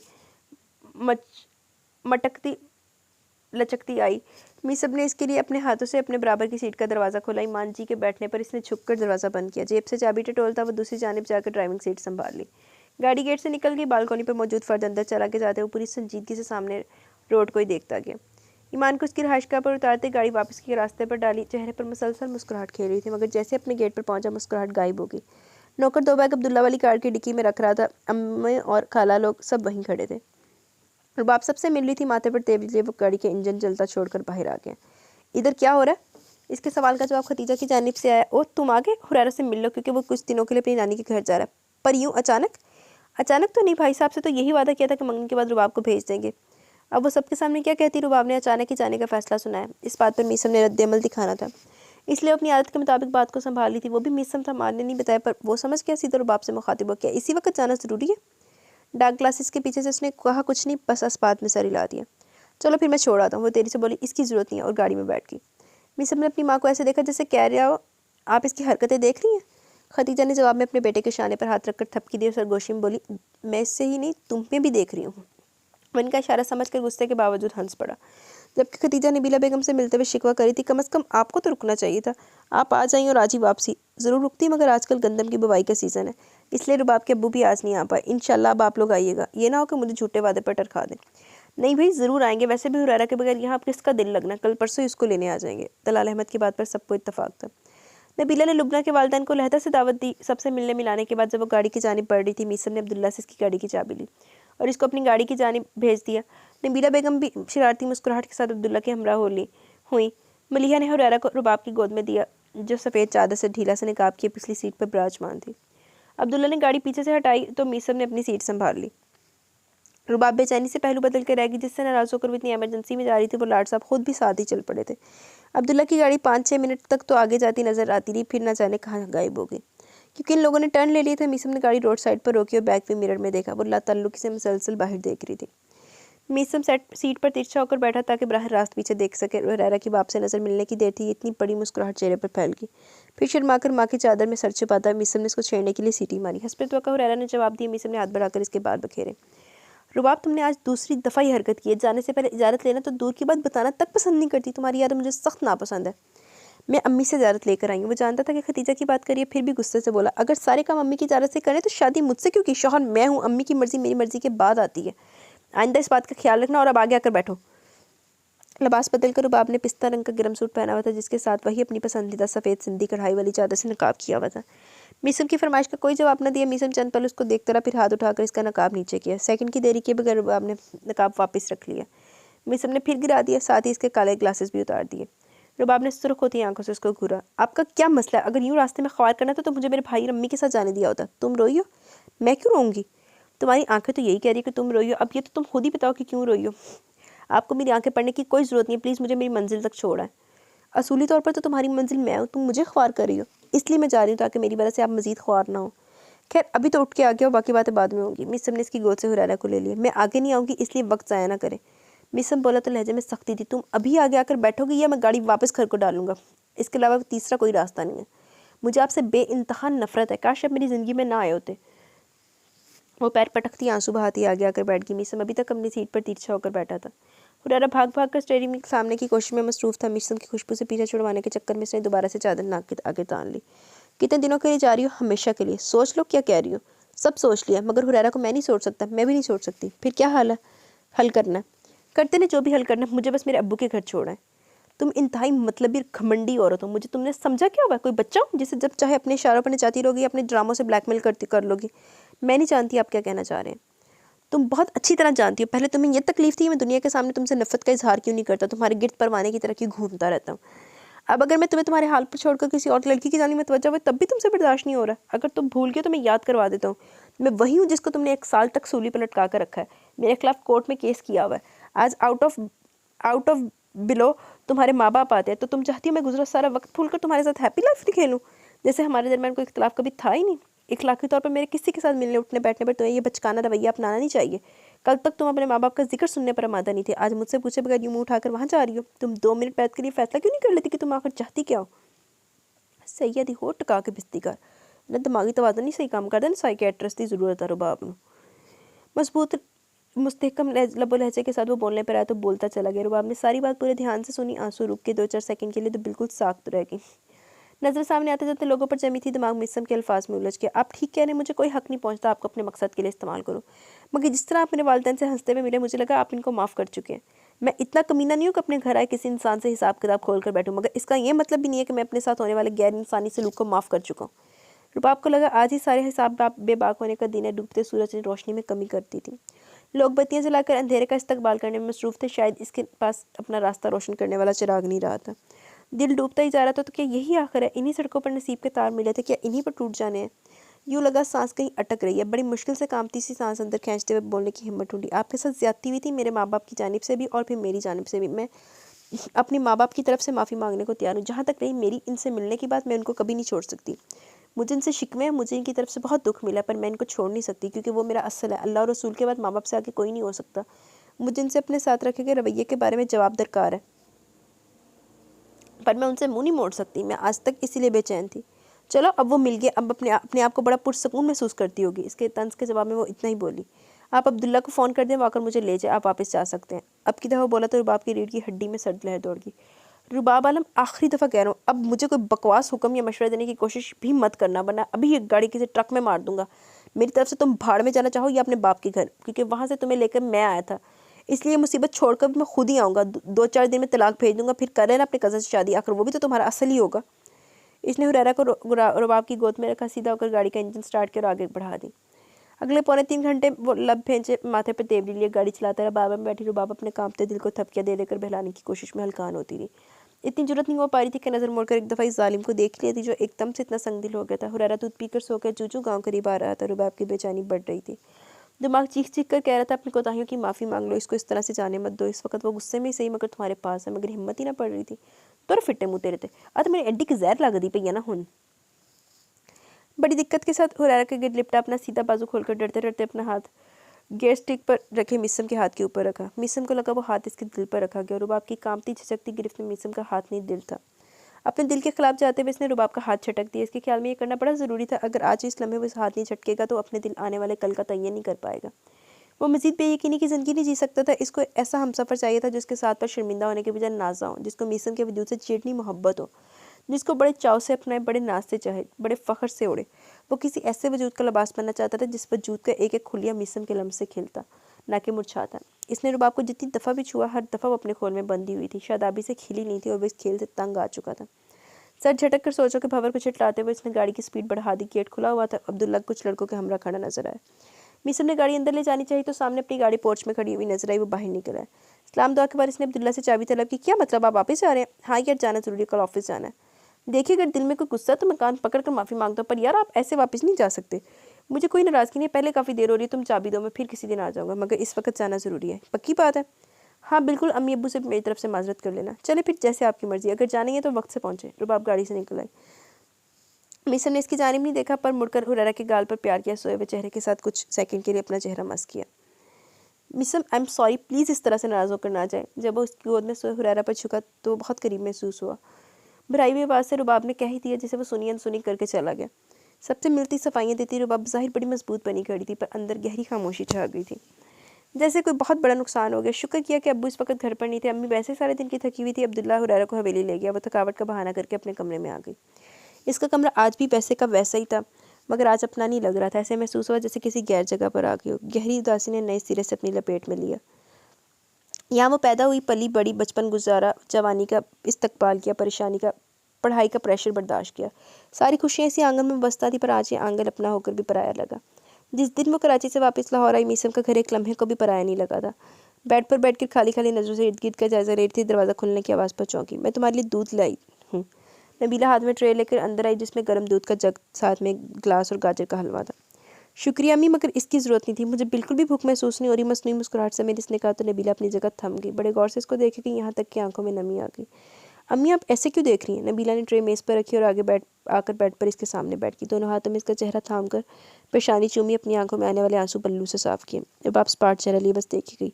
काश आपने मेरी ये पेशानी क्यों इस वक्त भी चूमी होती, जब मैं बिल्कुल अकेली थी। ये कमरा मुझे अपनी कब्र लगने लगा था। तब आपका इतना सा प्यार मेरे लिए आब हयात का काम करता। अब तो मुझे कुछ महसूस नहीं हुआ, क्योंकि अब मैंने अपने पैर जमा लिए। पगली औरत के भी कभी पैर जमे। वो तो पहले बाप के लिए जीती है, फिर शौहर के लिए, इसके बाद औलाद के लिए। मैं जानती हूँ तुम मुझसे खफा हो। मैं एक मजबूत माँ होने का सबूत ना दे सकी, तुम्हारी ढाल ना बन सकी, तुम्हें लोगों की बातों से ना बचा सकी। मुझे लोगों की कोई परवाह ना थी अम्मी, बस मुझे आपकी परवाह थी, अब्बू की परवाह थी। घर के बाहर लोग क्या कहते हैं क्या नहीं, मुझे नहीं, तो घर के अंदर ही गुनाहगार तसव्वुर कर लिया गया। आपने इतने दिन मुझसे कलाम ना किया। अब्बू तो मेरी शक्ल देखने के भी रवादार न थे। नाना राबी, ये सच नहीं है बेटी। मुझे अपने प्यारे नबी सल्लल्लाहु अलैहि वसल्लम की शफात नसीब ना होकर मैंने एक लम्हे को भी तुम्हें गलत समझा और ना ही तुम्हारे बाप के दिल में ऐसी कोई बात थी। मैं तो ये सोच सोच कर मर गई कि मेरी बेकसूर बच्ची कैसे झूठ की बना पर बदनाम की जा रही है। तुम्हारी चच्ची तो शुरू से रिश्ते के हक में ना थी। अपने इकलौते बेटे के लिए वो बाहर से किसी ऊंचे खानदान का रिश्ता लाना चाहती थी, जो लोग खुला जहेज, सोना और गाड़ी देने वाले होते। वो तो खानदान में कई दफ़ा ये सुना चुकी थी, हमने बेटी को कुछ भी नहीं देना, बस मौके की तलाश में थी, वो कुदरत ने मुहैया कर दिया। मुझे ये गम मार गया, मेरी बेटी के लिए लोग मुंह भर भर कर बदनामी फैला रहे हैं। इनको खुदा का खौफ भी नहीं हुआ। तुमने आज तक इसको मुंह ना लगाया जो तुम्हारा मंगेतर रहा। बाहर किसी लड़के से ताल्लुक़ रखना तो बहुत दूर की बात है। ये बात ऐसी है बेटी जो मैं मरकर भी नहीं मान सकती। अगर मेरी बेटी ऐसे शौक़ रखती होती, मैं जानती होती, और किसी को खबर होती ना होती, मुझे इल्म ज़रूर होता। मेरे सामने तुम दिन के चक्कर में ये घड़ी देख ली। तुम दिन रात करती थी, तुम्हें तो बस अपनी ज़िंदगी में एक ही जुनून रहा, तस्वीरें बनाने का। इसी शौक़ को परवान चढ़ाने के चक्कर में ये घड़ी देख ली। मेरा दिल करता था मैं जाकर तुम्हारी चाची से लड़ूं, क्यों इसने मेरे साथ ऐसा किया, पर तुम्हारे अब्बू ने मना कर दिया। वो कहने लगे किस किस का मुंह पकड़ोगी।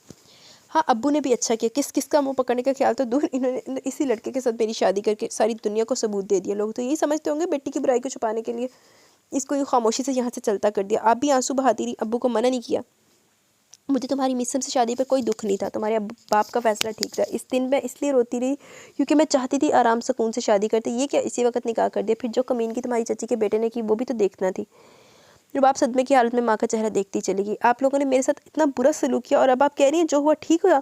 मेरी शादी आपकी। अब्बू को देखकर इसकी बात मुँह में ही रहेगी। वो अपनी जगह से उठकर इनको सलाम किया। इन्होंने सर पर हाथ रखकर साथ लगाया। हुरैरा तो हवेली में मामू के पास सो गया। इन्होंने बताया तो नबीला फिक्र से बोली, आप इसको अंदर ले आते, बाहर इस वक्त बड़ी ठंड हो गई होगी।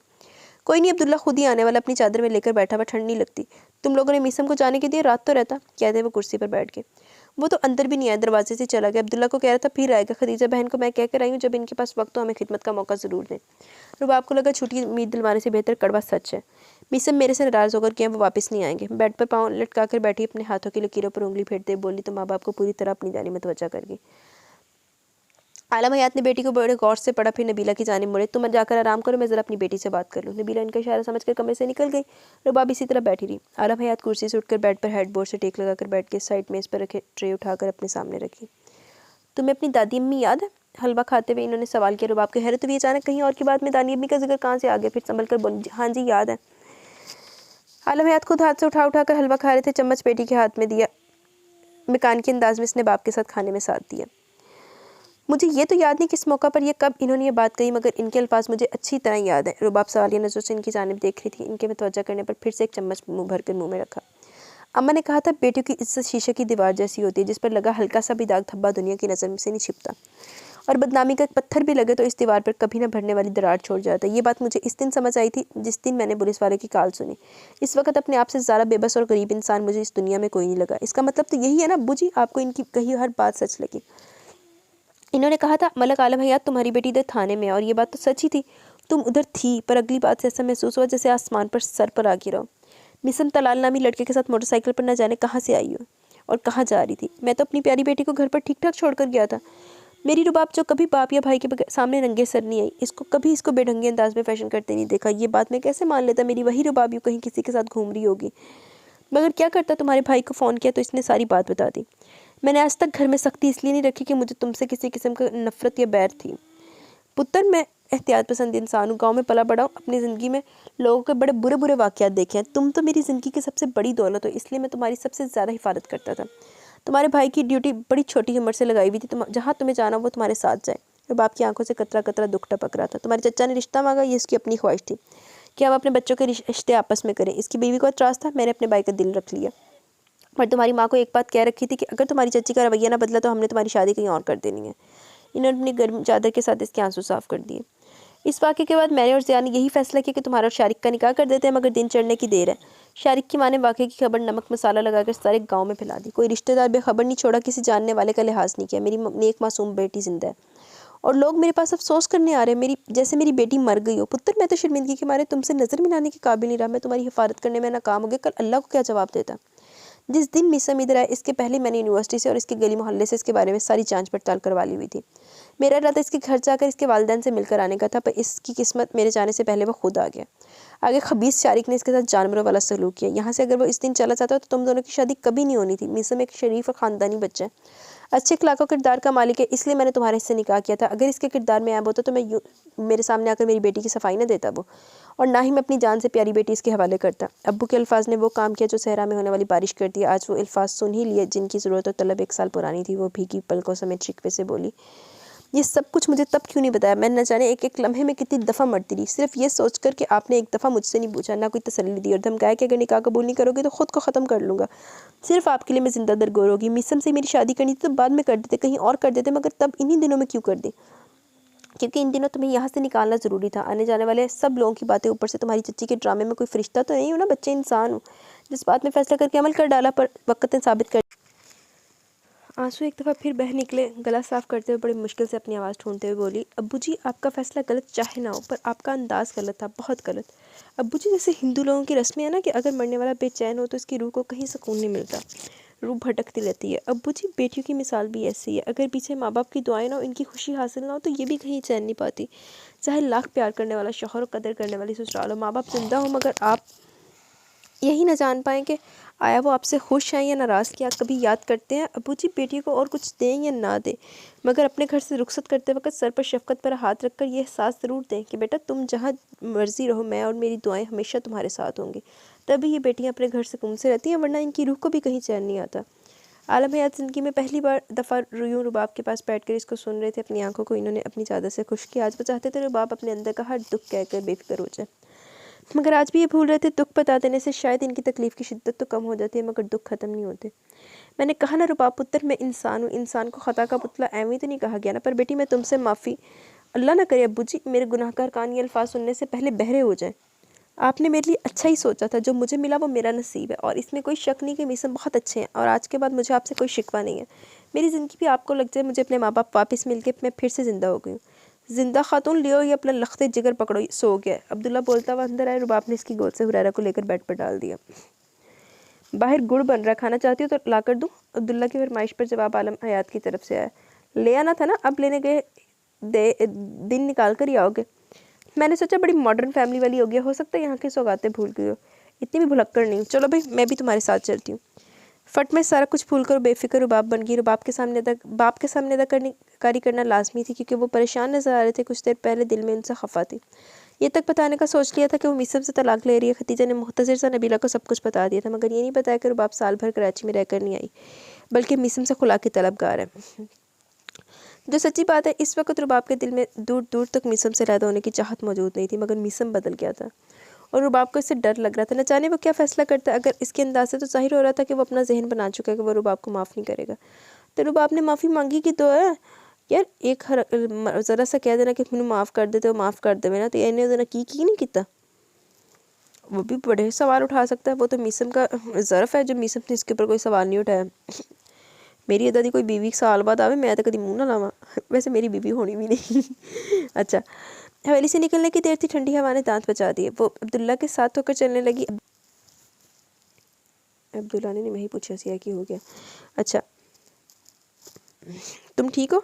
हाँ, अंदाज़ा नहीं था बाहर इतनी ठंड होगी। अब्दुल्ला ने अपनी चादर उतार कर इसके गिर्द लपेट दी। तुम लोग का घर बंद है ना, और है भी शहर में, इसलिए यहाँ ज़रा सर्दी महसूस कर रही हो, वरना तो आजकल मौसम ठीक हो रहा है, पहले जैसी सर्दी नहीं है। गेट से निकलकर दोनों बहन भाई टहलते हुए इस खेत की जानिब बढ़ गए जहाँ आग जलती हुई नजर आ रही थी। घर के सामने वाले खेत की अगली तरफ ही जाना था। चलते चलते रुबाब ने पलट कर एक नज़र चाचू के घर पर डाली, जहाँ सारी बत्तियां गुलती। बेख्तियार मुँह से निकला, चाचू लोग आज भी शाम की शाम सोने की आदी हैं। अब्दुल्ला सामने देखते चलते हुए बोला, पहले तो शारिक और नायला फिर भी कुछ देर जाग लिया करते थे, अब तो वो दोनों भी इधर नहीं होते। अब तो चाचू 7 बजे सो जाते हैं। शारिक और नायला किधर होते हैं? चाचू ने नायला की शादी इसके मामू के बेटे के साथ कर दी हुई, वो अपने शौहर के साथ सोती होती है। हैं, इसकी तो अभी पढ़ाई भी पूरी नहीं हुई थी। तुम्हारी भी तो पढ़ाई दरमियान में रह गई थी। इसने तब बड़ा रोल अदा किया था। चाचा ने पूरा बदला लिया। ये ज्यादती है, 2 साल इसको ज़रूर मिलने चाहिए। अपनी डिग्री मुकम्मल कर लेती। क्या शारिक भी किसी दूसरे मुल्क चला गया? इसने कहा जाना। चाचू ने उसको घर से निकाल दिया। हाँ हाँ, वो क्यों? अब्दुल्ला की रफ्तार कुछ और कम होगी। इसने मिसम और तुम्हें बदनाम करने की कोशिश में जो छुट्टी ऑडियो रिकॉर्ड की थी, तुम्हारे जाने के बाद चाचू ने उसकी अदालत लगाई और घर बदर कर दिया। चाची को बड़ी तकलीफ हुई, बड़ा शौर किया, पर इनकी नहीं चल सकी। चाचू ने सीधा बोल दिया, अगर मेरा फैसला कबूल नहीं तो अपना सामान उठाकर बेटे के साथ ही निकल जाओ, तब से हमारी तरफ नहीं आती है। तुम लोगों से क्यों नाराज़ है भाई? सीधी सी बात है। चाचू ने अपने बेटे पर भतीजी को फौके दी। चाची कैसे बर्दाश्त कर सकती हैं? अच्छी फौके दी, आज तक मेरे घर आए न मिले।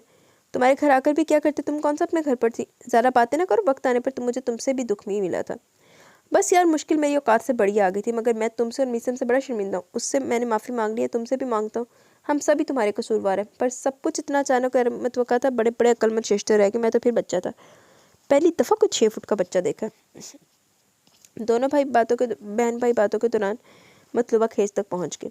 वहाँ पर 2-3 बुजुर्ग हुक्का डाले बातों में मसरूफ़ थे। एक तरफ मिट्टी के बड़े से चूल्हे पर गुड़ पक रहा था। एक दरमियानी उम्र का आदमी कढ़ाई में अपनी साइज़ का चमचमा आ रहा था। रुबाब इन सब अफराद को जानती थी और वही से जानते थे। वो ये सब गांव के लोग थे जो सालों से इनके घर काम करते आए थे। वही अपनी नवाब आई है। हाँ जी, वही है। बाबा फुजली आंखें सुकेड़ता हुआ इसको बचाने के चक्कर में था। अब्दुल्ला ने तस्दीक कर दी। उसको इनको रुबाब का नाम लेना नहीं आता था, इसलिए बचपन से इसको नवाब ही बुलाते थे। अस्सलाम वालेकुम दादाजी, क्या हाल है। वालेकुम अस्सलाम। वे अपनी नवाब, आज किधर से रास्ता भूल आई। आगे अब्दुल्ला ने एक काका उठाया हुआ था, कह रहा था तुम्हारा बेटा है। हाँ जी, मेरा ही बेटा है। वाह भई वाह, फिर तो मौजा हो गई हैं। सब ने बारी बारी पहले अपने हाथ अपने कपड़ों से पहुंचे, फिर इसको सर पर प्यार दिया। दूसरे बाबा जी बोले, कार वाला भी आया। हाँ जी, छोड़ने आए थे, अब लेने आएंगे। इतने अरसे बाद आई हो, अब माँ के पास कुछ अरसा रह कर जाना। ये लोग तुम्हें बड़ा याद करते थे। चौधरी तो इतना जाहिर नहीं करता, पर ज़िया तो कई दफ़ा तुम्हारा जिक्र करके दुखी हो जाता था। इसको इकलौती बेटी से बड़ा प्यार है, भतीजी से बड़ा प्यार है। पहले वाले बाबा बोले, आहो जे अपने विच प्यार मुहब्बत ना होवे तो फिर अपने कादे होए। पर मरहूम मलक आलम की औलाद पर अल्लाह का करम है, आज भी दोनों भाइयों का सलूक है। पेली बना इकट्ठा है। छोटा भाई बड़े की इज्जत करता है। बड़े को भी कभी नहीं देखा छोटे की हकूक मारते हुए। यही जन्नत है। अगर औलाद में सलूक ना हो तो दुनिया भी आखिरत जहन्नम है और आखिरत भी। रुबाब उधर पड़ी बाहर चारपाई पे बैठ गई। अब्दुल्ला ने एक साफ प्याली कढ़ाई में डबोकर गरम गरम गुड़ से भरी और रुबाब को दी। हाँ, अड्डा मीठा खाएगी रुबाब। इस दौरान कढ़ाई में चम्मच फेरता लियाकत मौजू को आगे बढ़ाते हुए बोला, तुम लोग जो बड़ी देर आज़ाद घूमते हो, तुम लोग शुक्र अदा करो इधर गांव में रहते हो, जिधर कोई माई बाबों का सेंटर नहीं है। मेरा बड़ा बेटा आया ना कराची से, कह रहा था उधर वो माई बाबों के लिए हॉस्टल बन गया। बेटा बहू जाकर बुढ़े बुढ़ी को तो जमा करवाते हैं कि घर में बीमारियाँ आती हैं। अब कोई प्यार मोहब्बत वाली बातें नहीं रह गई। बाबा फुजली रुबाब से मुखातिब है, कुड़िए तुम सास ससुर के साथ होती हो या वक्री हो रहती हो। बाबा जी, हम लोग सारे एक ही घर में रहते हैं। चंगा पुत्र, अपने सास ससुर की इज्जत करना, नहीं तो लोग कहेंगे कि आलम हयात आप तो बीबा बंदा, पर बेटी बड़ी बदीद है। अगर धी पुत्र सोने अखलाक का, उसको लोग तो पसंद करते ही हैं। इसके माँ बाप को भी दुआ रहते हैं कि किसी ने अच्छी तरबियत की है। अपने मलक ज़िया की मिसाल सामने, इतना बीबा बंदा है कि हद नहीं, और बीवी इतनी कपत्ती के गाली छड्डो। इनकी बात शायद बहुत लंबी जाती, मगर अब्दुल्ला के फ़ोन पर होने वाली बैल ने सबकी तवज्जो खींच ली। अब्दुल्ला ने जेब से फ़ोन निकाल कर नंबर देखा और फ़ोन रुबाब की जानिब बढ़ा दिया। तुम्हारी नंद का फ़ोन है। मेरी नंद के पास तुम्हारा नंबर कहाँ से आ गया। सभी रुबाब की बात पर हंसने लगे, जबकि वीडियो कॉल ऑन कर चुकी थी। हेलो। रुबाब के सामने नजर आने वाला चेहरा लुबना का था, जो कह रही थी, तुम तो मैं कभी बड़ी खुश बैठी हो। यहाँ हुरैरा के बगैर किसी का दिन नहीं लग रहा। बार बार खालू अपने फ़ोन में इसे इसकी वीडियो निकाल निकाल कर देख रहे हो। और क्या तुम्हारी लाइट गई हुई है, इस कदर अंधेरा किया हुआ है। लाइट तो है, मगर मैं घर से बाहर हूँ, बल्कि तुम्हें दिखाती हूँ मैं किस कदर दिलचस्प चीज़ अपने सामने देख रही हूँ। इसने बैक कैमरा ऑन करके कढ़ाई का मंजर लुबना को दिखाया, जिसको कोई समझ ना आई कि क्या हो रहा है। क्या किसी हलवाई की दुकान पर गई हो। अंधी लड़की, गौर से देखो, ये हलवाई नहीं है बल्कि गुड़ बन रहा है। अभी भी मैंने गरम गरम खाया। अभी पूरी तरह तैयार नहीं हुआ, पर मज़ा ऐसे है जैसे गचक हो। गुड़ क्या होता है, कि दूध से बनने वाली कोई मिठाई। लुबना के मासूम अंदाज बयान पर पूछे तो सवाल के जवाब में सबसे ऊंचा कहकर अब्दुल्ला का था। मजाक उड़ाते हुए बोला, मम्मी डैडी है वहाँ। दूसरी तरफ लुबना ने सुन लिया। इसी वक्त तड़क कर बोली, मम्मी डैडी किसको बोल रहे हैं। आई एम अ देसी गर्ल। हाँ, गुड़ तक का पता नहीं, आई बड़ी देसी गर्ल। देखिए, मैं तो कराची शहर में पैदा हुई। कराची, लाहौर, इस्लामाबाद के चक्करों के दौरान जवान हुई। ना कभी किसी देहात में रही, ना आई गई। तो मुझे क्या इल्म ये सब क्या है। आप जो आज सिर्फ अपनी बहन को लेकर शू से निकल के मुझे भी साथ ले जाते, तो कम से कम मैं यही जान पाती कि आखिर गुड़ क्या भला है। हमने दावत दी तो जब जी चाहे आए, मोस्ट वेलकम। आपको सारे देसी आइटम दिखाकर ही भेजेंगे। मिसम भाई घर पहुँच गए। रुबाब ने दिल में भाई को दुआ दी, क्योंकि वो भी यही जानना चाह रही थी। जब अब्दुल्ला ने पूछ लिया, हाँ जी, भी 15 मिनट पहले ही पहुंचे थे। कपड़े वगैरह बदल कर फिर कहीं चले गए। जरा हुरैरा को सामने लाए, इसकी दादू देखना चाह रही हैं। रुबाब बर वक्त संभल कर बताने लगी, हुरैरा घर पर है और सो गया। इसका दिल एकदम हर्ष शय से उचाट हो गया। फ़ोन पर बातें करती करती घर को आ गई। लुबनान में लीहा निकल आने का वादा करके फ़ोन रख दिया। नमाज पढ़ते दौरान भी और बेड पर लेटकर नींद का इंतजार करते हुए भी एक ही सवाल जहन में गर्दिश कर रहा था, क्या कल की तरह आज भी वो घर से बाहर किसी हसीना से मिलने गए हैं। वो तो कहते तुम बहुत प्यारी हो, क्या वो सब झूठ था। अगर इनको मुझसे मोहब्बत हुई थी तो ये कैसी मोहब्बत है जो झटका भी बर्दाश्त नहीं कर पाई। आहो, वही सारा कुछ बर्दाश्त करे तो तेरे विच कुछ नहीं है। चवल जी। मैंने तो कोई दावे नहीं किए थे, फिर जो लोग दावे करने वाले हों वो क्यों बदल जाते हैं? क्या मेरी गलती इतनी बड़ी है कि मुझे माफ़ी ना दी जाए? तो माफ़ी मंगी तो हाँ, ये शख्स मेरे दिलो दिमाग से उतरता क्यों नहीं है? मैं क्यों इसको सोच सोच कर तंग क्यों नहीं आती? मुझे अब अचानक से लैदगी का ख्याल बुरा क्यों लगने लगा? यूँ ही सोचते सोचते इसकी आंख लगी। अम्मी उसके साथ सोई थी। हुरैरा रात में उठकर तो उन्होंने इसको संभाली, रुबाब को नहीं उठाया। वैसे मैं क्या कि यही करती हैं ये, बच्चा जागे सोए जो मर्जी करे, पिछले देखा ना ते आप नहीं उठना, आप तरद्दुद नहीं करना। अभी मेरा भांजा ना रात को ना शाम में सो गया था, तो अभी सो नहीं रहा था, तो मैं अभी बिस्किट वगैरह खाने लगी थी, तो मैंने ना जाके मैंने कहा काकी आज जो चीज़ खानी है, तो काका आ गया नाल। तो फिर अभी बड़ी मुश्किल से गया है। अभी उसको छोड़ के उसकी मम्मा के पास बाहर मैं खड़ी हो गई, सायरन हट की आवाज़ लगाई है, सायरन हट की आवाज़ सुन के तो फिर जाके सुता। अभी मेरा ख्याल जाग रहा होना। अभी मैंने जाके उसको शक्ल दिखाना, तो मैंने चिमड़ के आना, काला काला चलो। अच्छा, सुबह में जल्दी उठ की नमाज़ पढ़ी, सारे घर का चक्कर लगाया। अबू जी को लस्सी देने इनके कमरे में गई तो कदम दहलीज पर जम के रह गया। अबू के बेड के बिल्कुल सामने वाली दीवार पर इसकी खींची की तस्वीर बड़े से फ्रेम में लगी हुई थी। तस्वीर सरसों के खेत की थी, जिसके एंड पर दो फर्द नजर आ रहे थे। तस्वीर में पहचाना मुश्किल था, मगर वो जानती थी वो दो लोग कौन है। एक तरफ पगडंडी पर दरख्तों की लाइन नजर आ रही थी, साथ सड़क का थोड़ा सा हिस्सा नजर आ रहा था जिस पर बैलगाड़ी जा रही थी। गरूब आफ्ताब की रोशनी ने सारे मंजर को एक अजीब ही कशिश दी हुई थी। वो सोच भी ना सकती थी कि अब्बू को तो इसका शौक अच्छा ही नहीं लगता था। आज उनके कमरे में इस तस्वीर की मौजूदगी बगैर कहीं बहुत कुछ कह रही थी। अब्बू ने इसको गौर से तस्वीर को देखते हुए देखा तो मुस्कुराते हुए बोले, तुम्हारा सारा काम बहुत अच्छा है। मुझे हमेशा बहुत हैरत होती थी कैसे तुम हज़ारों दफ़ा के देखे मंजर को हमेशा एक नए अंदाज में कैद करती हो। मगर ये एक अलग बात है कि मैंने कभी तुम्हें बताया नहीं। तुम्हारी माँ ने बताया था, सारी अच्छी वाली तस्वीरें तुमने नुमाइश में रखी थी। ये जानने का मौका ही नहीं मिला कि उनका क्या बना। आपको ये तस्वीर कहाँ से मिली? इसने लस्सी का बड़ा सा गिलास अब्बू को थमाते हुए पूछा, जो मस्जिद से वापस आकर कुरान को तिलावत कर रहे थे। तुम्हारी अलमारी के शीशे पर लगी हुई थी, वहाँ से उतार कर एक दिन अब्दुल्ला को दी, वो उसको बनवा लाया था, तब से यही लगी है। थैंक यू अब्बू। मेरी दोस्तों ने मेरे काम की तारीफ़ की, उस्तादों ने की, मगर आज तक मेरे दिल में यकीन नहीं बैठा कि आया वाकई मैं फ़ोटोग्राफी कर सकती हूँ। पर अभी आपके मुँह से ये अल्फाज सुनकर आखिरकार मैं खुद को फ़ोटोग्राफर कह सकती हूँ। ये तो है जो फादर ने कह दिया कि ऐ सही है तो ऐ सही है। बाकी जैसे वो कहते नहीं है, छोटे बच्चों को अक्सर पूछ लो ना कि ना छोटे बच्चों को अगर वो पढ़ रहे हो ना, अपने गलत भी पढ़ रहे हो, तो उनको बोलो कि नहीं बेटा आप ना गलत पढ़ रहे हो। आप कहते हैं नहीं आप गलत हो, हमारी टीचर ने सही बताया। लेकिन अभी जो अक्सर ऐसा होता है बेटियों का, तो यही होता है, मेरा अपना ये हिसाब है कि जो पापा ने कह दिया वो ऑलवेज राइट है, तो बाकी दुनिया सारी सही भी कह रही तो वो गलत है। हालांकि मेरी तरफ से राय सबसे पहले आनी चाहिए थी, मगर मैं हमेशा अपनी राय खुद तक रखता रहा। सिर्फ मेरे मामले में अब्दुल्ला को तो आप खुलेआम तारीफ़ करते थे। आलम धीरे से मुस्कुराए। हाँ, इसने साइंस जो रखी है। आई एम सॉरी कि मैंने आपको वहाँ भी पर मायूस किया, पर यकीन माने साइंस से मुझे नफरत नहीं है, बस इसमें दिल नहीं लगा। हाँ हाँ, दिल कैमरे के लेंस में चटका हुआ था। अब्बू के मजाक करने पर खुले दिल से हंसी। वो पुर सोचने गाँव से उसको देखते हुए बोले, मेरा हक तो नहीं तुमसे कुछ मांग सकूँ, फिर भी जसारत करो। हाय अब्बू ऐसे तो ना बोले, आप बस हुक्म करें। मैं चाहता हूँ तुम जाकर ज़िया से मिल लो। उसको तुम्हारी आमद की खबर तो पहुँच गई होगी, बीवी की ज़ुबान की वजह से एकदम से मिलने नहीं आ पाएगा, मगर वो तुमसे मिलने को बड़ा बेचैन होगा। जाकर एक दफ़ा मिल लो। आप कहते हैं तो चली जाती हूँ, वरना चाची के रूबरू होना तो नहीं चाहती हूँ। तुम उसको छोड़ो, चच्चा को देखो और उसको बोलना शारिक को माफ़ कर दे, तुम्हारी बात मान लेगा। जी अब्बू। अब्बू ने लस्सी पी तो बर्तन लेकर निकल आई। अम्मी ने तो न जाने क्या कुछ बनाने का प्रोग्राम किया हुआ था, मगर इसने मना करते बस आलू वाले पराठों की फरमाइश की। अम्मी के पास गांव की कई खवातीन लस्सी लेने आती थी। कुछ अम्मी का अखलाक ऐसा था कि सारे गांव में इनकी इज्जत ही की जाती थी। हर आने वाले बड़े इश्तियाक को खुशी से इसको मिल रही थी। इन्होंने जाकर जिस जिसको बताया वो रुबाब को मिलने आ गई।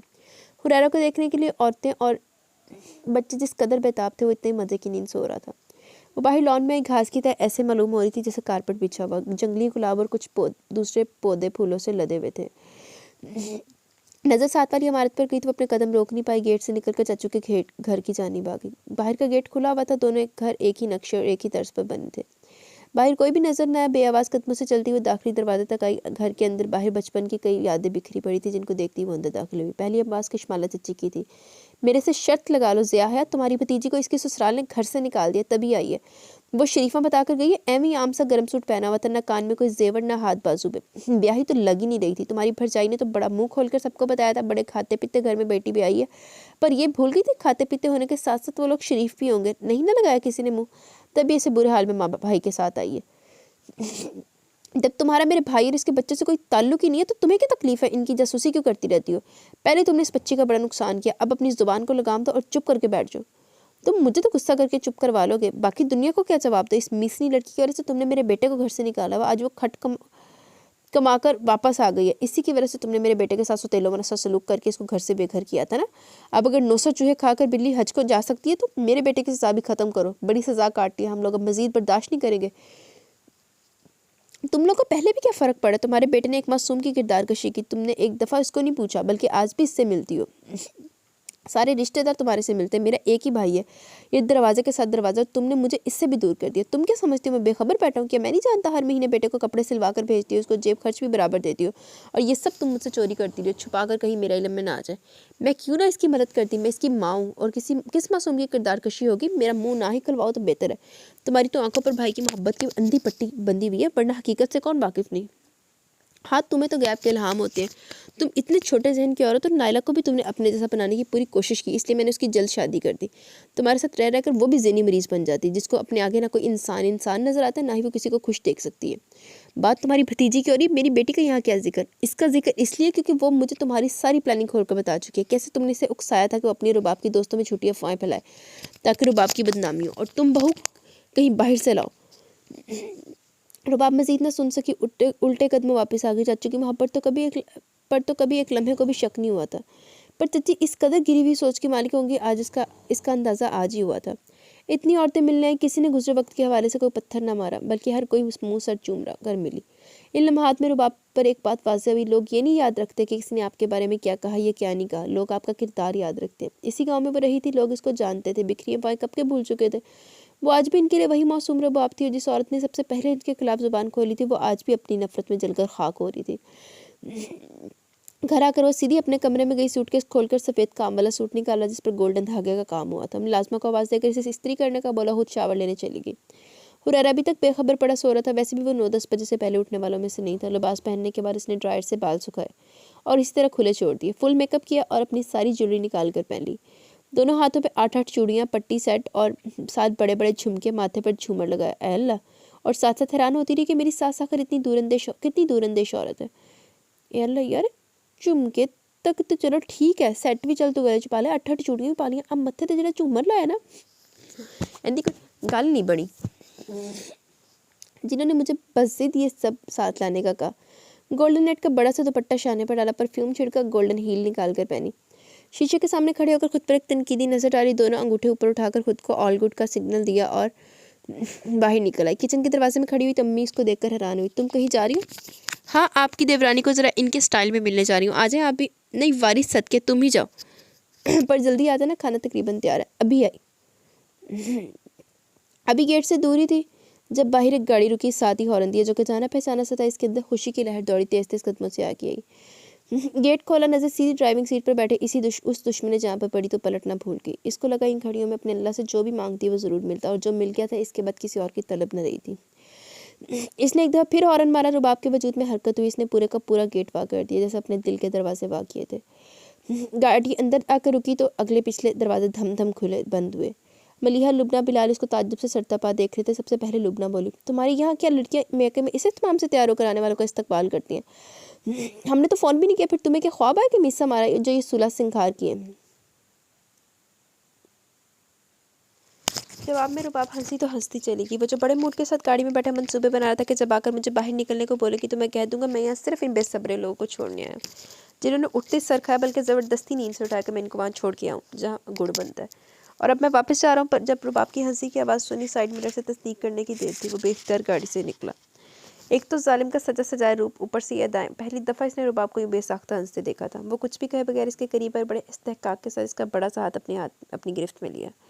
बेधड़क होकर इसकी आंखों में देखते हुए बड़े एतमाद से बोली, मिसम तलाल, मैं रुबाब आलम अल्लाह और अल्लाह के रसूल सल्लल्लाहु अलैहि वसल्लम के बाद इन 3 लोगों को जो यहाँ पर मौजूद हैं, इस बाग के सब फूलों को, हरी हरी घास को, तमाम परिंदों को, जो अब्दुल्ला का कुत्ता गेट से बाहर खड़ा होकर आप सबको घूर रहा है, इन सबको गवाह मानकर ये ऐलान करती हूँ, आप मिसम तलाल मेरे शौहर और मुझे आपसे बहुत ज़्यादा मोहब्बत है। मिसम मैस्मराइज सा होकर बेयकीन नज़रों से इसको देख रहा था। बाकी तीनों खुशी से दीवाने हो रहे थे। हाय हाय, क्या हो गया?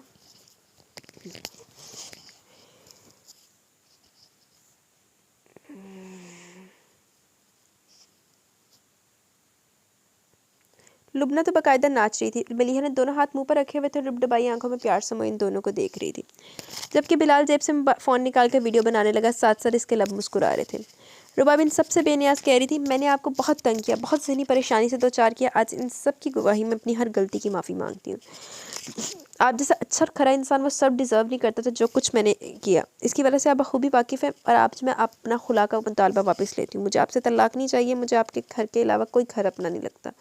जो ताल्लुक़ अल्लाह के नाम पर कायम हुआ था, आपने उसको पूरे तकद्दुस से निभाया। आप दुरुस्त थे, मैं गलत थी। मैंने आपका दिल तोड़ा, आपकी जज्बात की तज़हीक की, अपने इस रिश्ते की कदर ना की। ठीक है, मुश्किल आई थी, पर अल्लाह ने मुझे इतने अच्छे साथ से भी तो नवाजा है। प्लीज़ क्या आप मुझे माफ़ कर सकते हैं? आज पहली और आखिरी दफ़ा माफ़ कर दें। मीसप ने अपनी नज़रें इसके चेहरे पर से हटाई, अपना हाथ छुड़वा दूसरी जन्म जाते हुए बोला, तुम एक इंतहाई खतरनाक औरत हो। एक तो हर हाल में अच्छी लगती हो, ऊपर से आज इजहार मोहब्बत करने के लिए क्या खूब सेटिंग है इंतखाब के, फिर पूरी तैयारी के साथ हमलावर हो रही हो। मेरे जैसा इंसान यूँ खुशी से जज्बातियों को कोई रद्दमल दिखा देता, हो गया था ना फिर मैं मशहूर। लोग वीडियो बना रहे हैं, बस इसलिए मैंने इस वक्त अदालत अपना फ़ैसला महफूज कर रही है, और जब दोनों फ़रीक़ैन के माबैन तन्हाई मैसर होगी तब मैं तुम्हें अपने फ़ैसले से आगाह कर दूँगा। अपनी बात पूरी करके वो अंदर की जानिब बढ़ गया। गल तो सही आ, हुणे पब्लिसिटी होई नहीं सी मीसम दी। मलीहा ने रुबाब को तो मीसम है भी कि तरसे आया आदमी। मलीहा ने रुबाब को गले लगाकर मुबारक दी। बिलाल भी विक्ट्री का निशान दिखाता अंदर चला गया। वे बिलाल वीडियो सेंड कर दी उन्होंने। मलीहा और लुबना को भी अंदर जाने का बोलकर वो खुद इसने बाहर को कदम बढ़ाए। तुम खुद कहाँ जा रही हो? मैं किसी का कर्ज सूद समेत इसको वापस लौटाने जा रही हूँ, जल्दी वापस आना। इसने मुस्कुराते हुए लुबना को तसल्ली दी। यूं गई और यूं आई। चाचू इसको देखकर बड़े खुश हुए, पर चच्ची बेचारी के तासरत छुपाए नहीं छुप रहे थे। जितनी देर बाप वहाँ बैठी बस मीसम और इसकी माँ बहन और भाई बाप की तारीफ़ें करती गई। मेरी सास का तो बस नहीं चलता, वरना वो मेरा हर काम अपने हाथ से करे। मुझे तो मालूम ही नहीं हुआ कि ब्याह कर किसी गैर जगह पर गई हूँ। वो तो मेरे अपने माँ बाप से भी ज़्यादा शफीक है। ना जाने मेरी कौन सी नेकी मुझे मीसम की शक्ल में मिली। एक पल इनको नजर ना हो तो वो हर चीज़ भूल जाते हैं। कहीं चली जाऊँ तो इनका मेरे बगैर दिल नहीं लगता, इसलिए तो इतना अरसा मैं यहाँ नहीं आ पाई। अब यही देख लें, कल रात को मैं आई हूँ, दिन चढ़ते मेरी नंदे और देवर मीसम के साथ आ गए। असल में हुरैरा के बगैर अब घर में किसी का दिल नहीं लगता। कल तक अम्मी अबू भी पहुंच जाएंगे। और भी न जाने क्या क्या जता गई। चाचू धीमे से मुस्कुरा रहे थे। चची तब तो बड़ी बहादुरी से दांत दिखाती रही, मगर जैसे ही चाचू से वादा लेकर वहाँ से निकली कि अब वो शारिक को माफ़ कर देंगे, घर आने की इजाज़त बहाल करेंगे, चची की वाज़ेह बड़बड़ाहट सुनाई दी, जो कह रही थी, ये अब मेरे घर के फैसले करेगी। जो आपने चाचू ने क्या कहा इसने सुनने का तजस्सुस नहीं पाला, क्योंकि इसको अपने घर जाने की जल्दी थी जहाँ इसकी कुल कायनात बस रही थी। इंसान की ज़िंदगी में कभी कभी चंद पल ऐसे भी आ जाते हैं जिसको सच से रोशनास करवाते हैं। ऐसा ही पल रुबाब पर आकर गुजर गया, जिसमें वो एक बात समझ गई, मीसम बिना ज़िंदगी अधूरी थी। ये नहीं था कि हालात के बदलते इसके दिल में मीसम की मोहब्बत जाग उठी थी, बल्कि जज्बात दिल में छुपे बैठे थे जो आज जाहिर हो गए थे। वो अपने ध्यान में चली थी जब ड्राइंग रूम के दरवाजे के आगे से गुजरने के लगी। दरवाजे के पार से एक हाथ बरामद हुआ, इसको अपने साथ खींच कर दरवाजे के पीछे ले गया। इस अचानक अवतार पर इसके मुंह से चीख निकलते निकलते बची, क्योंकि अंदर खींचने वाला कोई और नहीं, खुद मीसम ही था, जो इसको बंद दरवाजे के साथ खड़ा करके दोनों जानिब से इसके सामने रास्ता बंद किए खड़ा था। चेहरे पर गहरी संजीदगी, आंखों में नाकाबिले फहम तासुरात। रुबाब ने अपने खुश्क होते लबों पर जुबान फेरी। एक आध गहरा सांस खींचकर अपने हवास बहाल करने की कोशिश की, मगर जैसे यकटक वो इसको देख रहा था, रुबाब को सांस लेना मुश्किल अमल लग रहा था। हाँ तो बेगम जी ज़रा अपने अल्फाज तो दोहराना, तब मैं सही से सुन नहीं सका था। रुबाब का सारा इत्माल हवा हो चुका था। आई एम सॉरी, मगर मैं नहीं जानती आप क्या कह रहे हैं। कोई ज़्यादा देर तो नहीं हुई, बाहर मेरे भाई बहनों के सामने कुछ इजहार मोहब्बत सा करी थी। अच्छा वो, हाँ वो, आई एम सॉरी, आपको गौर से सुनना चाहिए था, क्योंकि मुझे तो याद भी नहीं रहा कि मैंने क्या कहा था। बस जज्बात में जो मुँह में आप बोलती गई। मीसम इसकी शरारत को बड़ी अच्छी तरह समझ रहा था। हमें ऊपर उठाकर बोला, खातून अगर वो तुम्हारा जज्बाती बनता तो तुमसे रिक्वेस्ट है दिन के 24 घंटे जज्बाती रहा करो, अच्छी लगती हो। खैर ये बात तो रहने दें, आपको तो और भी बहुत से चेहरे अच्छे लगने लगे, मसलन। वो होंठ दांतों में दबाकर मुस्कुराहट छुपाते हुए पूछ रहा था। वो उंगलियों पर गिनते हुए बोली, मसलन सनी लियोनी, दीपिका, ईमान। हा बस। हाँ अभी तक की तहकीक से यही सामने आया, आगे तो न जाने और कौन कौन से मंजर पर आए। तुम तो इंतहा की जेलस औरत हो। हाँ हूँ। आपको इसी जेलस औरत के साथ सारी जिंदगी उम्र गुजारनी पड़ेगी। कोई ज़बरदस्ती है? मुझे 4 शादी की इजाज़त है, अभी सिर्फ 1 शादी की, 3 ऑप्शन मज़ीद मौजूद है। आपकी बदकिस्मती कह लें या जो मर्जी, मगर सिर्फ एक पर ही गुजारा करना पड़ेगा। आप पहले बेईमानी कर चुके हैं, इसके लिए मैंने आपको माफ़ नहीं किया। कौन सी बेईमानी? हाउ इनोसेंट, यानी ये भी मुझे बताना पड़ेगा। ज़ाहिरी बात है। आपने कल रात कहाँ गुजारी? परसों किससे मिलने गए थे? मेरे हिस्से के गजे इस लड़की को क्यों दिए? इन सवालों का जवाब मेरे पास मौजूद है। इससे पहले मुझे तुमसे जवाब चाहिए। इतनी जल्दी मेरे बारे में राय कैसे बदल गई? कल तक अलहदगी चाहिए थी, आज सरेआम इजहार करके मुझे मतवज्जा कर लिया। माजरा क्या है? रात के रात क्या सा इनकलाब आया? इनकलाब रात के रात नहीं, आज सारी रात में परेशान रही थी, मुझे लगा मैं आपको खो चुकी हूँ। आज मैंने अपनी चच्ची के ख्यालात सुन लिए, तब मुझे अंदाज़ा हुआ मेरे इस तनाव से नुकसान सिर्फ मेरा हुआ और किसी का कुछ नहीं गया। और ये कि मेरी इज्जत आपके साथ में, लोग अब मुझे अकेला कबूल नहीं करेंगे, मेरे साथ आपका हवाला जो मुझे मौत पर रखता है। जब आपको यहाँ देखा तो मुझे लगा आपको पूरी तरह नहीं खोया, क्योंकि अगर आपको मुझसे नफरत होती है, मुझे छोड़ देने का फैसला कर चुके थे तो मेरे यहाँ लोगों को लेकर खुद ना आते। बस इसी लम्हे फैसला हो गया, आगे बढ़कर मुझे आपको अपने मांगना है, अपनी गलतियों की माफ़ी मांगनी है। वरना आंखों से बोलती जा रही थी। मीसम ने इसके होंठों पर उंगली रखकर खामोश करवाया। अगर तुमने एक लम्हे को भी ये सोचा कि हमारे रास्ते जुदा हो सकते, तुम्हारी गलत फहमी थी। मैं तो सिर्फ तुम्हारी बेहिसी को चढ़कने के लिए सारे ड्रामे कर रहा था। मैंने तुमसे मोहब्बत की रुबाब मीसम, कोई मजाक नहीं किया। मैं तो बस ये जानना चाहता था कि आज तुम ऊपर ऊपर से मुझसे दूर जाने की बात करती हो या वाकई तुम्हारे दिल में मेरी कोई जगह नहीं है। इसका जवाब तो मुझे तुम्हें साड़ी में देख कर ही मिल गया। बेगम साहिबा ने मुझे फ़ोन पर लड़की से बातें करते क्या सुना, सारी रात नींद आंखों से दूरी। तब मैंने अपने दिल पर हाथ रखकर तसल्ली दी, यार हौसला रखिए, तेरी है। अच्छा, सारा कुछ समझ लेने के बावजूद फूल उस लाल परी को दे दिए, गाना भी इसके लिए गाया। इसने मिसम के दिल पर मुक्का मारा। जवाब में उसने इसका नाजुक हाथ थाम लिया, दिलकशी इसकी आंखों में देखकर मुस्कुराते हुए अपनी सफ़ेद बेदाग कमीज़ की जेब में से एक पैकेट निकाला और रुबाब की हथेली पर रख दिया। अमी से पैकेट नाल लैके फिरदा रहिंदा, जिस तरह उन्हें पता कि ना किसी भी टाइम ना मैनू सफाई देनी पै सकदी। वो हैरत भरी सवालिया नज़रों से उसको देख रही थी। खोल कर देख लो। रुबाब ने लिफाफा पा किया तो सामने मुरझाए हुए मोती और गुलाब के फूलों के 2 गजरे थे। रुबाब ने की आंखें फैल गई। मैं तुम्हारा हक कभी किसी को नहीं दे सकता। मैं तुम्हारे हकूक़ का मुहाफ़िज़ बनाया गया हूँ, चोर नहीं। मैं तुम्हारा लिबास बनाया गया, फिर मैं तुम्हें रुस्वा कैसे कर सकता हूँ? दूसरे लोगों में तुम्हारी सुबकी कैसे कर सकता हूँ? किसी और औरत को ये फ़ख्र कैसे दे सकता हूँ? मेरा कुर्ब पाकर खुद को तुमसे आगे समझे। वो गाना भी तुम्हारे लिए गाया था, वो लड़की भी तुम्हें बोलने पर मजबूर करने के लिए बुला ली थी, वरना I have nothing to do with her. परसों रात भी हॉस्पिटल में था, आज रात भी अब दोस्त के अब्बू का ऑपरेशन हुआ था, इसी की हिम्मत बढ़ाने को दुरू करा। वैसे मैं तुम्हारे बगैर मुझे कौन सा घर में नींद आ जानी थी। रुबाब ने हथेली की पूछते आंसू साफ किए। मुझे लगता है बाकी की ज़िंदगी में अपने अब्बू का शुक्रिया अदा करते हुए गुजारूंगी, जिन्होंने ज़बरदस्ती मेरी आपसे शादी करवाई। अल्लाह का लाख लाख शुक्र है। मीसम का कहकर बड़ा जानदार था। रुबाब को अपनी बाहों के हसार में लेकर इसकी पेशानी पर लब रखते हुए इसने सरगोशी की। Thank you. बंद आंखों के साथ अपना सर इसके सीने में छिपाकर वो मुस्कुरा दी, पुरसुकून सी मुस्कुराहट जिसमें तशक्कुर शामिल था। बाहर से दरवाजे पर दस्तक देकर मतवज्जा किया। हेलो रोमियो जूलियट, बाहर आ जाओ, भूख मजीद इंतज़ार करने के मूड में नहीं है। मीसम ने दरवाज़ा खोलकर लुबना को घूरा। खाने के अलावा कोई और बात आती है? हाँ, मगर आपको पसंद नहीं आनी। वो फैसल की अम्मी का नंबर मिल सकता है? वो तीनों बाहर को जा रहे थे। इसकी अम्मी से तुम्हारा क्या काम? असल में सोच रही थी लड़के को पटाने की वजह इसकी अम्मा को पटा लेती हूँ।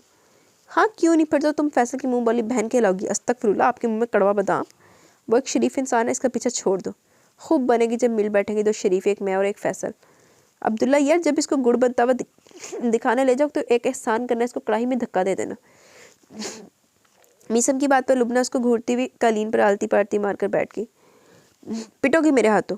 इसी तरह शरारत और बातों की तरह इन लोगों ने बाहर लॉन में दस्तरखान लगाकर आलू के पराठे, साग, मकई की रोटी और लस्सी के साथ पूरा पूरा इंसाफ किया। धूप में बैठने का अलग मज़ा आ रहा था। हुरैरा की कलकारियाँ भड़ों के कह के एक मुकम्मल जानदार खुशबाश घराने का सीन था।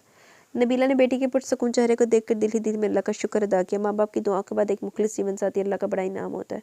मीसम और बाब मीसम इन दोनों लिहाज से खुशकिस्मत लोग थे। जी तो गाइज़, यहाँ पे ये खूबसूरत सा नावल अपने इख्तिताम को पहुँचा। कैसा लगा आपको नावल? अपनी राय का ज़रूर इज़हार कीजिएगा। मुझे तो नावल बड़ा पसंद है और रुबाब ने बड़ी चवलें मारी हैं और मैंने रुबाब को इतनी सुनाई नहीं जितनी वो डिज़र्व करती थी। लेकिन चलो, देर आए दुरुस्त आए, समझ आ गई उन्होंने कि मीसम मगरा होर की तो नहीं लबना, तो अच्छी बात है, समझ में आ गई। बाकी मैं और मज़ीद खुल के इज़हार करती, लेकिन अभी मैं आपको बताऊँ मेरे हाथ पे ना मच्छर काट गया, तो अभी मुझे खारिश सी हो रही है उधर, तो इसलिए मुझे इजाज़त है। इंशाल्लाह कल मिलते हैं न्यू नावल के साथ। तब तक के लिए अपना बहुत सारा ख्याल रखें, दुआओं में याद रखें। अल्लाह हाफिज़।